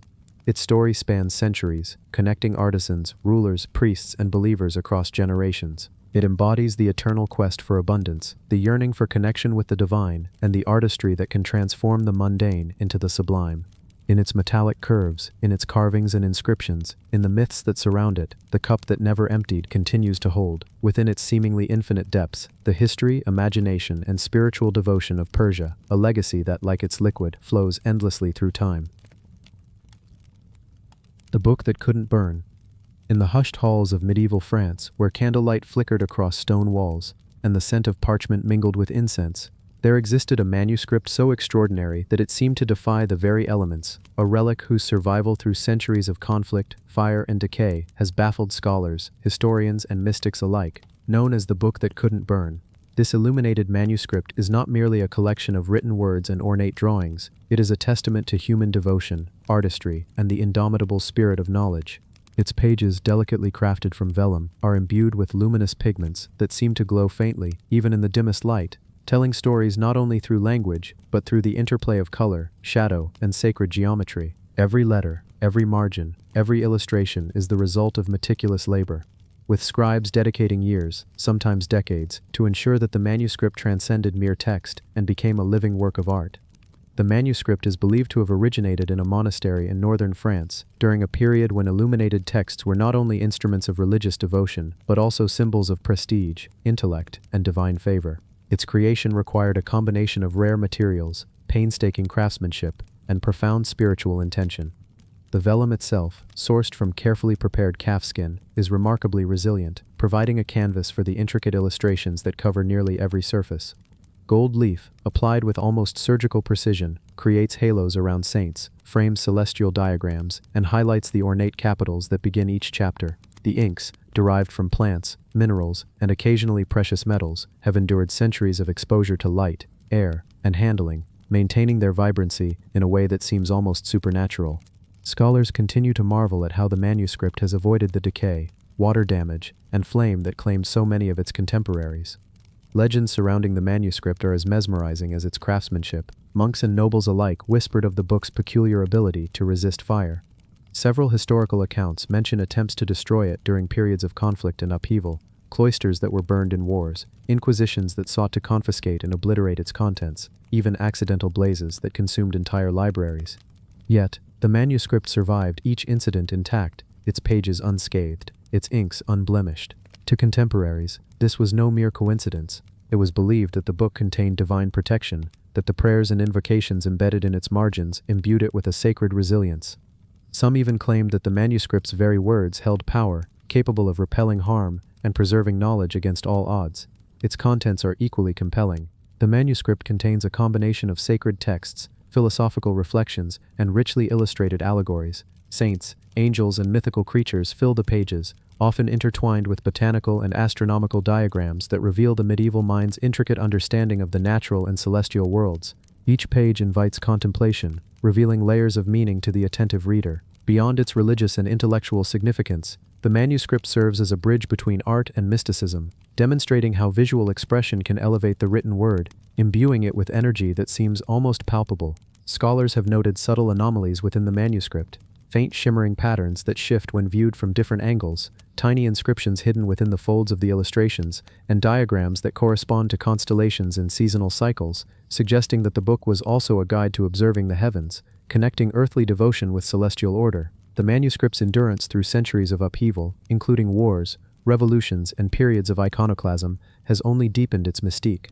During the French Revolution, when countless religious texts were destroyed, it was safeguarded, often secretly, by monks, collectors, and aristocrats who recognized its singular importance. The exact methods by which it survived are lost to history, but oral accounts suggest that it was concealed within walls, hidden in attics, and transported under layers of protective wrappings. Each rescue added another layer to its legend, as people marveled at how the manuscript seemed almost aware of danger, surviving precisely where destruction should have been inevitable. To hold it, even briefly, was to touch a piece of history that had withstood the relentless march of time, a reminder of human resilience and the enduring power of knowledge. In addition to its historical and mystical significance, the manuscript has long fascinated linguists, codicologists, and art historians. The text itself is written in a combination of Latin and Old French, with sections employing cryptic abbreviations and shorthand that suggest advanced scholastic training. The illustrations are meticulously annotated, with marginalia providing context, commentary, and occasionally hidden messages or prayers. Scholars have spent lifetimes attempting to decode every symbol, tracing the origins of pigments, analyzing the stylistic influences of different artists, and mapping the manuscript's journey across centuries. Each discovery uncovers new questions. How were the pigments made to last? Who were the anonymous artisans responsible for this miraculous work? How did it survive, when so many other manuscripts of equal or greater importance were lost forever? Each answer seems to raise further mysteries, deepening the sense that the manuscript is more than a book. It is a living enigma, a dialogue across time between those who created it and those who continue to study it. Modern scientific studies have sought to understand its resilience. Chemical analysis reveals that the inks contain rare stabilizing compounds, and the vellum shows signs of treatments that may have inadvertently contributed to its fire-resistant properties. While these findings offer some insight, they do not fully explain the manuscript's remarkable preservation, leaving room for speculation, reverence, and even awe. It is as if the book itself holds a secret beyond the grasp of contemporary understanding, a whisper from the past that insists on existing, untouched and unbroken, despite the forces that would seek to destroy it. The manuscript has also influenced countless generations of writers, artists, and spiritual seekers. Its images have inspired illuminated works across Europe. Its text has been referenced in scholarly treatises, and its existence has fueled myths and stories that transcend borders. Artists have tried to recreate its glow, its intricate harmony of color, line, and text, while theologians and philosophers have debated its significance, treating it as both a sacred relic and a philosophical artifact. Its influence, like its survival, is immeasurable, extending far beyond the walls of the original monastery to echo across centuries of human thought and creativity. Even now, viewing the manuscript is an experience that combines wonder, reverence, and intellectual curiosity. One cannot help but be drawn into the delicate curves of its letters, the intricate interplay of light and color, the faint whispers of centuries of hands that touched and preserved it. Every page feels alive, every symbol a bridge between the earthly and the divine, the mundane and the miraculous. To engage with the manuscript is to engage with history itself, to trace the flow of human devotion, creativity, and the persistent desire to protect and communicate knowledge against all odds. It is a tangible connection to the past, a reminder that some objects carry within them not only stories, but also the very essence of endurance, mystery, and human ingenuity. In the end, the book that couldn't burn is more than an illuminated manuscript. It is a symbol of resilience, faith, and the transcendent power of art and knowledge. Its pages contain the voices of countless generations, its pigments reflect the devotion and skill of master artisans, and its survival challenges our understanding of what is possible.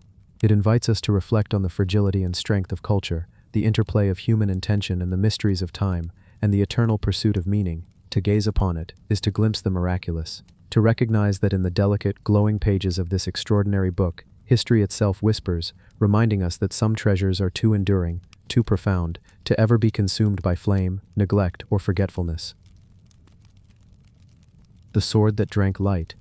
In the shadowed halls of ancient Korea, where the echoes of kings and warriors lingered long after their passing, there existed a ceremonial sword whose very presence seemed to bend light itself, a blade so extraordinary that it has fascinated scholars, historians, and mystics for centuries. Known as the Sword That Drank Light, this ceremonial weapon was never intended for the battlefield. Its purpose transcended combat, serving instead as a symbol of divine authority, ritual power, and the intimate connection between the mortal and the celestial. Crafted with a level of precision that borders on the supernatural, the sword reflects not only the mastery of Korean metallurgy, but also a profound understanding of symbolism, ritual, and the spiritual significance of objects. The sword's blade, forged from the finest steel available in the Korean peninsula, is remarkable in both its physical and optical properties. While many ceremonial swords gleam under sunlight, this particular blade seems to absorb light rather than reflect it, giving it an almost ethereal appearance. To the observer, the surface appears to shift with subtle changes in illumination, as if it were a living object, breathing with the energy of those who wielded it or those who came near. Ancient metallurgists employed a combination of folding techniques, tempering methods, and rare alloys, creating a blade that was not only visually mesmerizing, but also structurally resilient.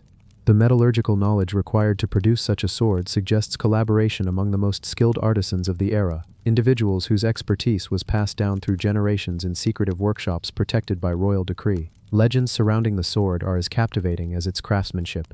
It is said that when placed in ceremonial contexts, the sword could capture the first rays of dawn, the flicker of candlelight, or even the glow of moonlight, storing it within its polished surfaces. During important rituals, the sword was presented before the king or high priest, its dark, almost absorbing surface creating a striking contrast against the bright ceremonial garb and gilded surroundings. Witnesses recounted that the sword seemed to drink light, as if feeding on its energy, becoming warmer to the touch, and momentarily vibrating as though alive.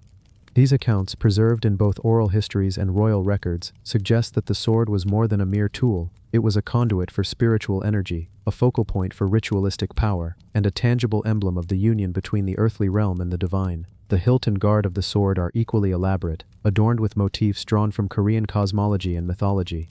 Dragons, symbols of protection and authority, coil around the grip, their sinuous bodies rendered in fine gold inlay that catches and contrasts with the darkness of the blade. The pommel often features intricate jade or gemstone embellishments, each carefully chosen for its symbolic and energetic properties. According to tradition, the arrangement of these elements was not merely decorative. It followed precise numerological patterns believed to harmonize with celestial movements, ensuring that the sword's wielder aligned with cosmic forces during ritual ceremonies. The sword's ceremonial use reinforced social hierarchies, spiritual authority, and the belief that certain objects could serve as bridges between the human and divine. Historical records suggest that the sword was central to coronation rituals, oath-taking ceremonies, and rites of passage within the Korean royal court. High priests and kings used it to bless or consecrate spaces, invoking divine protection and guidance. The rituals were often accompanied by chanting, incense, and music, creating an atmosphere in which the sword's extraordinary properties could be fully appreciated. Observers wrote that the sword seemed to respond to the energy of those present, absorbing the flickering light of torches or the gentle glow of ceremonial lamps, its surface darkening and then radiating a subtle, internal luminescence. To witness it in these contexts was to perceive a fusion of artistry, spirituality, and metaphysical mystery. The survival of the sword that drank light through centuries of political upheaval, invasions, and dynastic transitions is itself a testament to its reverence and perceived sacredness. While countless ceremonial artifacts were melted down, destroyed, or lost to time, this sword was safeguarded by court officials, monks, and guardians, who understood that its loss would signify not only the destruction of a priceless artifact, but also the severing of a spiritual and cultural lineage. The sword was often hidden in temple treasuries, secured behind locks, and shrouded in rituals designed to protect it from harm.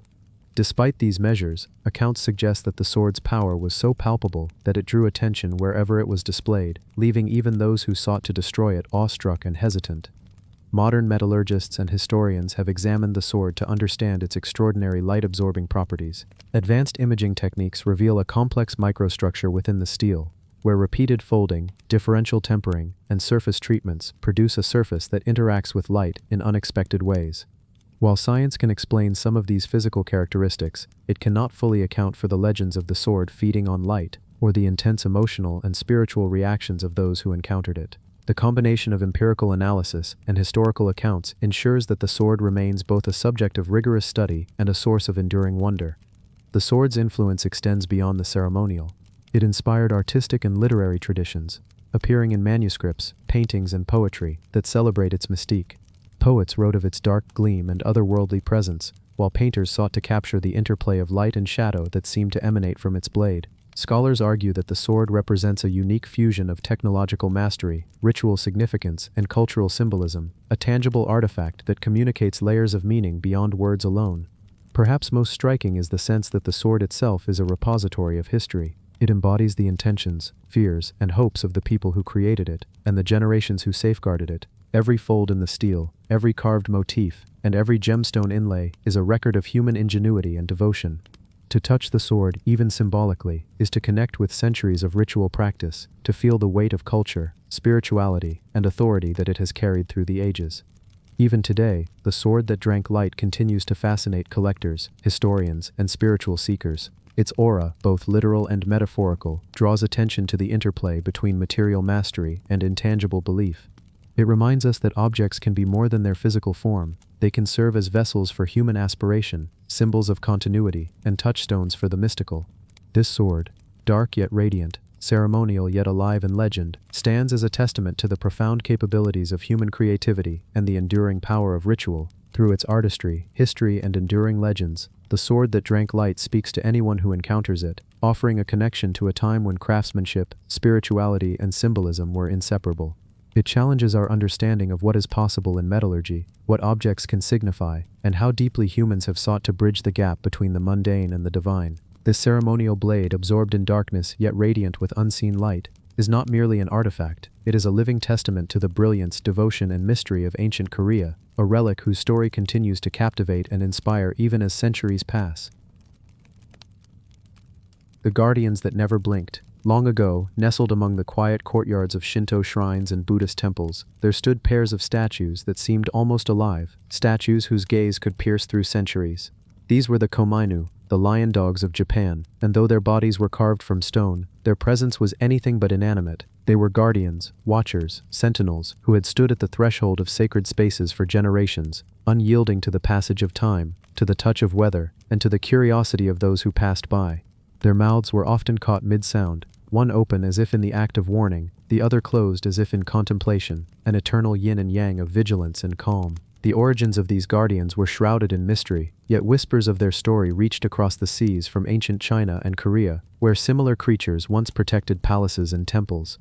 When they arrived in Japan, they were transformed, blending foreign strength with a distinctly Japanese spirit. Sculptors gave them bodies of lions, fur meticulously carved to capture every curl and tuft, yet their faces retained the solemnity of dogs, animals known for their loyalty and instinctive alertness.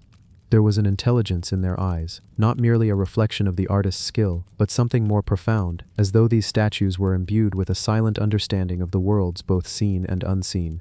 Children would dare to run between them, testing their courage, while elders would bow deeply before stepping inside the sacred precincts. For centuries, the komainu were believed to hold the ability to ward off evil spirits, to protect the sanctity of the temple grounds, and even to influence the fortunes of those who approached with reverence. Pilgrims leaving offerings would sometimes whisper prayers directly to the statues, as if their stone mouths could hear beyond the human realm, carrying words to kami and ancestors alike.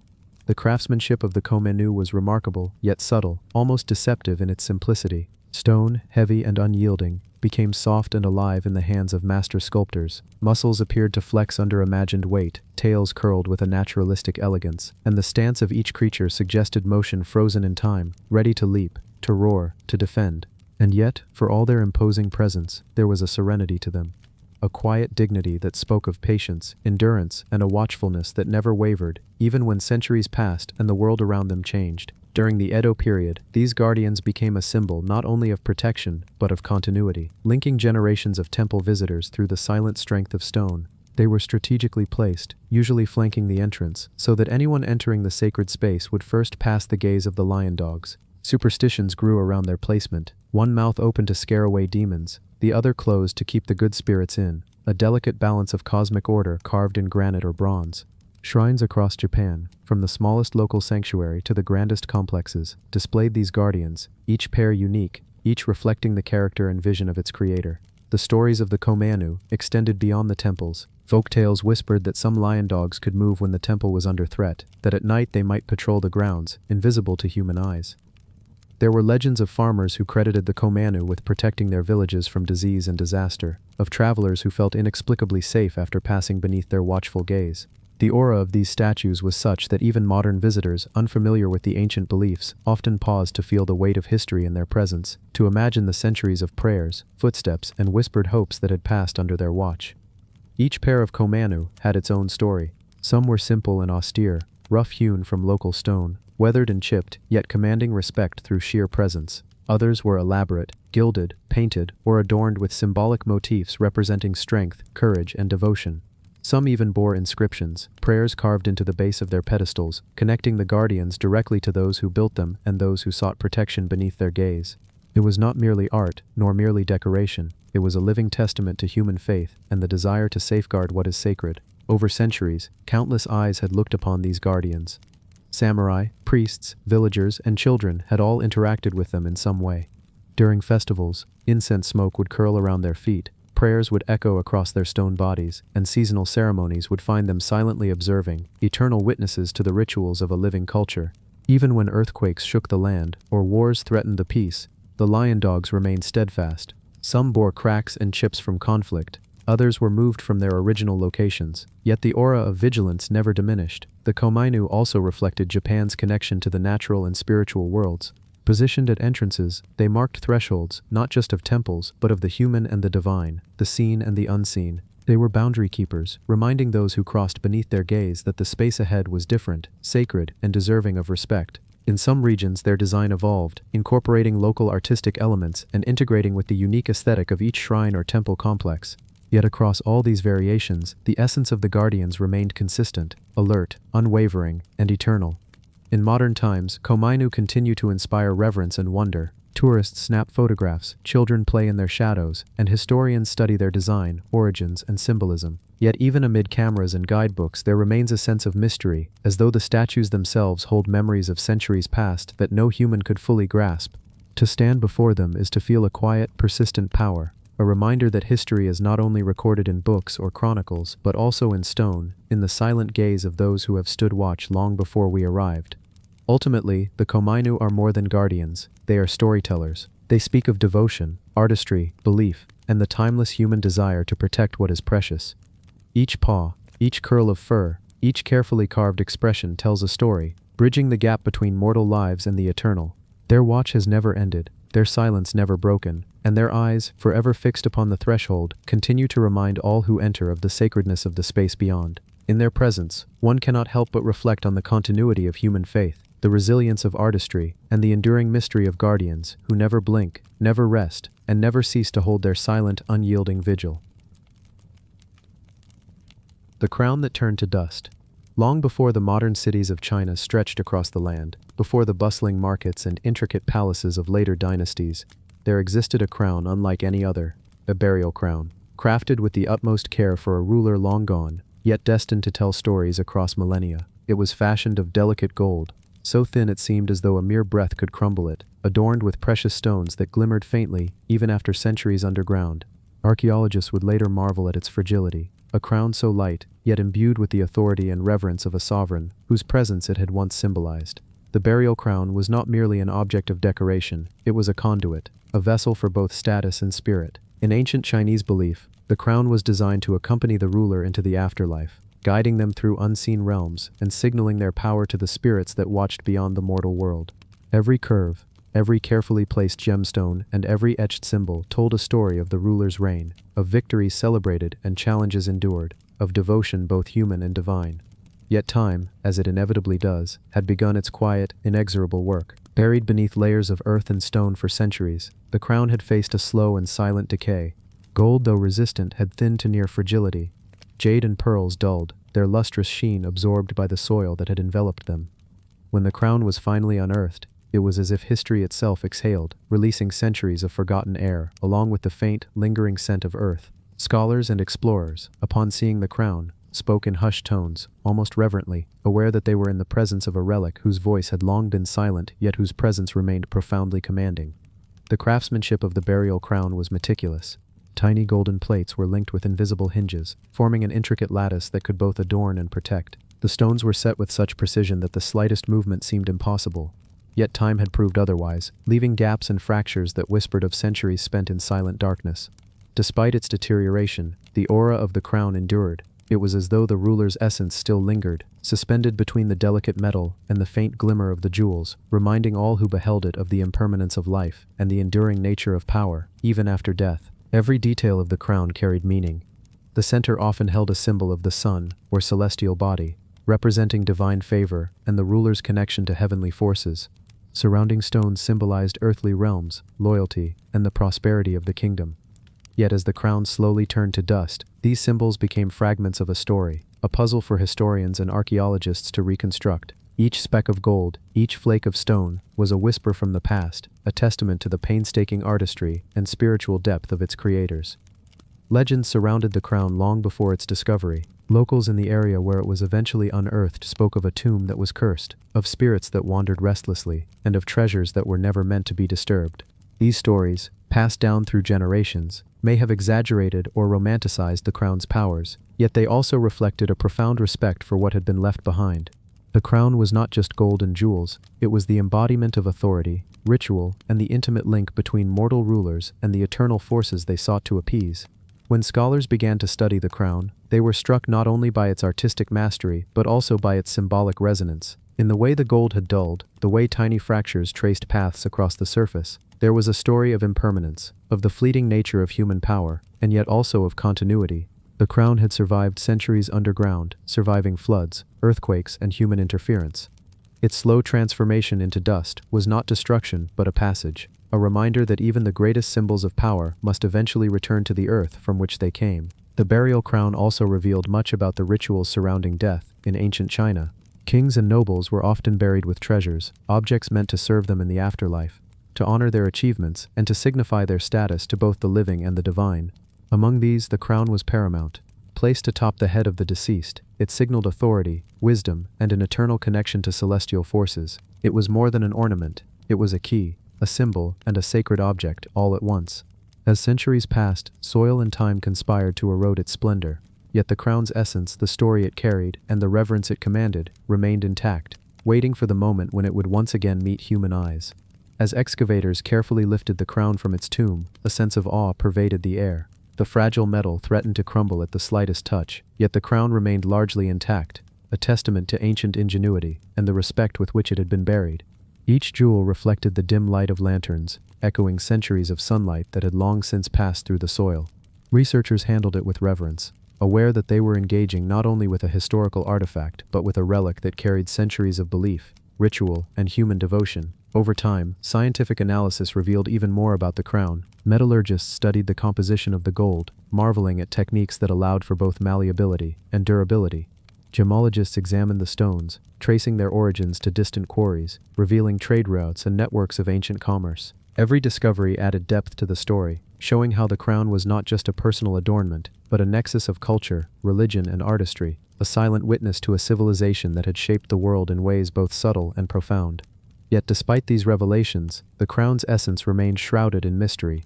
Who had worn it? What thoughts passed through the mind of the ruler whose head it once graced? What rituals had been performed in its presence? And now, as it gradually returned to dust, what message did it carry for us today? The crown, fragile and delicate, teaches a timeless lesson. Even objects meant to last forever are subject to the passage of time. And yet, through the stories they leave behind, they achieve a form of immortality, connecting past to present, earth to spirit, and human ambition to the eternal flow of history. The burial crown, once radiant and commanding, now fragile and fragmented, remains a bridge across time. Each flake of gold, each worn gemstone, each delicate trace of its original splendor is a reminder of human creativity, devotion, and the deep-seated desire to be remembered. Though it may crumble, its story continues, etched not just in metal and stone, but in the memory of those who discover it, study it, and marvel at its fragile beauty. It is a relic that teaches patience, reverence, and awe, a testament to the enduring power of artistry and the mysterious allure of objects that, even as they turn to dust, refuse to be forgotten. As the crown rested in the protective hands of historians and archaeologists, a quiet realization dawned upon them. This artifact was more than gold and jewels. It was a living archive of a civilization's beliefs, fears, and aspirations. The patterns etched into the delicate metalwork, though faded, hinted at celestial maps, cosmic symbols, and ceremonial motifs that spoke of the ruler's divine mandate. These motifs were not random, they were carefully chosen, each representing harmony with the heavens, the prosperity of the kingdom, and the alignment of human endeavors with the universe itself. Scholars pored over the crown, deciphering the symbolic language embedded in its fragile structure, tracing the intertwining lines of power, ritual, and artistry that transcended centuries. The deeper the researchers delved, the more they realized that the crown was a nexus of knowledge, connecting artisans, priests, and rulers in a network of shared culture. Goldsmiths had spent months, perhaps years, shaping the metal into an intricate lattice, ensuring it was both strong and delicate, capable of conveying majesty while remaining wearable. Gem cutters had traveled far and wide, selecting stones for their color, clarity, and mystical significance. Every choice, from the weight of the gold to the placement of a single jade piece, had been deliberate, a testament to an advanced understanding of aesthetics, ritual, and the spiritual resonance of materials.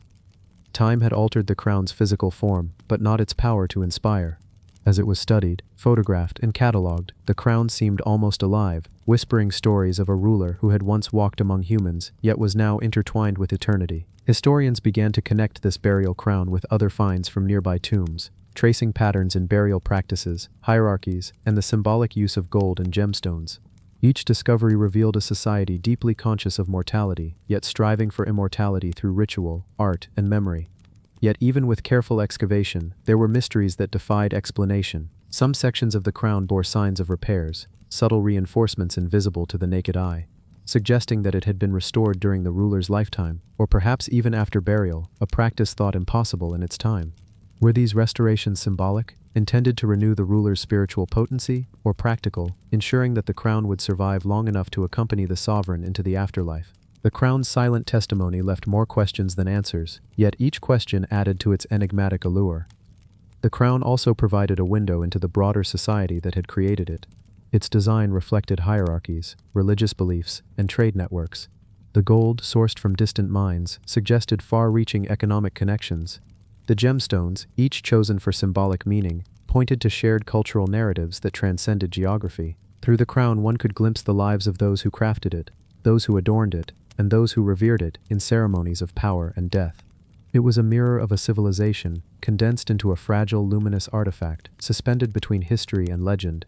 Stories of the crown did not end with its excavation. Its fragility made handling it perilous. Even minor vibrations threatened to dislodge ancient gold filigree or loosen gemstones. Conservators worked tirelessly, creating supports and custom enclosures to preserve its form. The crown became a symbol not only of the ruler it once adorned, but also of human dedication to safeguarding history. As the artifact rested under glass, illuminated by controlled lighting, it seemed to glow with an inner life, drawing scholars, students, and curious observers into contemplation of a time long vanished. The crown's journey was far from over. Exhibitions, research papers, and lectures spread its story across continents.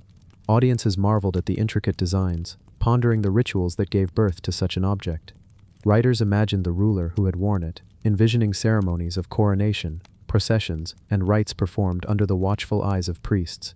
Each observer added layers to the crown's narrative, a living dialogue between past and present. Even as it slowly succumbed to the effects of time, the crown's aura remained potent, inspiring reverence, wonder, and curiosity. Beyond the technical marvels, the crown spoke of mortality, memory, and the delicate balance between human ambition and the inevitability of decay. As centuries passed, the burial crown had been buried, discovered, studied, and preserved, yet it remained at the mercy of time. Its transformation into dust was gradual, almost imperceptible, yet it carried profound symbolism. The most powerful artifacts, no matter their grandeur, are subject to the same forces that govern life itself. In this quiet decay, the crown whispered a lesson. True immortality is not in material preservation, but in the stories, meanings, and memories an object evokes across generations. The cultural resonance of the crown extended even further. Researchers found inscriptions and subtle carvings hidden beneath layers of gold leaf, marking important dates, victories, and alliances. These inscriptions, though minute, revealed a network of diplomacy, trade, and ritual observance. By studying the crown, historians began to map relationships between distant cities, rulers, and religious centers. The crown was no longer just a symbol of a single king. It became a lens into the socio-political and spiritual fabric of an entire era, connecting objects, texts, and monuments across the landscape of ancient China. In the quiet halls of museums where the crown now resides, visitors stand in awe of its delicate splendor. Children press their faces against the glass, eyes wide with wonder, imagining kings, ceremonies, and the glow of gold long buried. Scholars kneel and study, magnifying glasses and microscopes in hand, tracing every tiny detail for meaning. Photographers capture its shimmer, while writers and historians weave narratives that bring it to life for those who will never see it in person.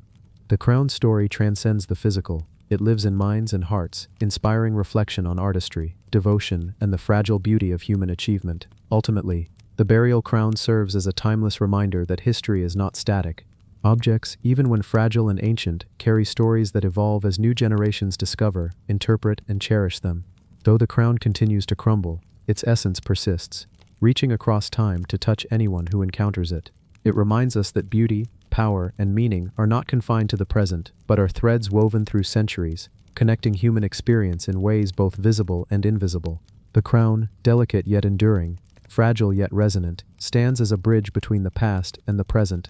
Its golden lattice, dulled stones, and intricate craftsmanship are more than relics. They are voices from a distant age, speaking across centuries, and as it slowly returns to dust, it leaves behind a lesson that even in decay there is majesty, that in fragility there is significance, and that the stories carried by objects like this crown can transcend time itself, ensuring that human ingenuity, belief, and reverence are never truly lost. Thank you for exploring these incredible relics with us. If you enjoyed uncovering these secrets, like, share, and don't forget to subscribe for more hidden stories from history. We'd love to know where you're watching from, so leave a comment below. Until next time, stay curious.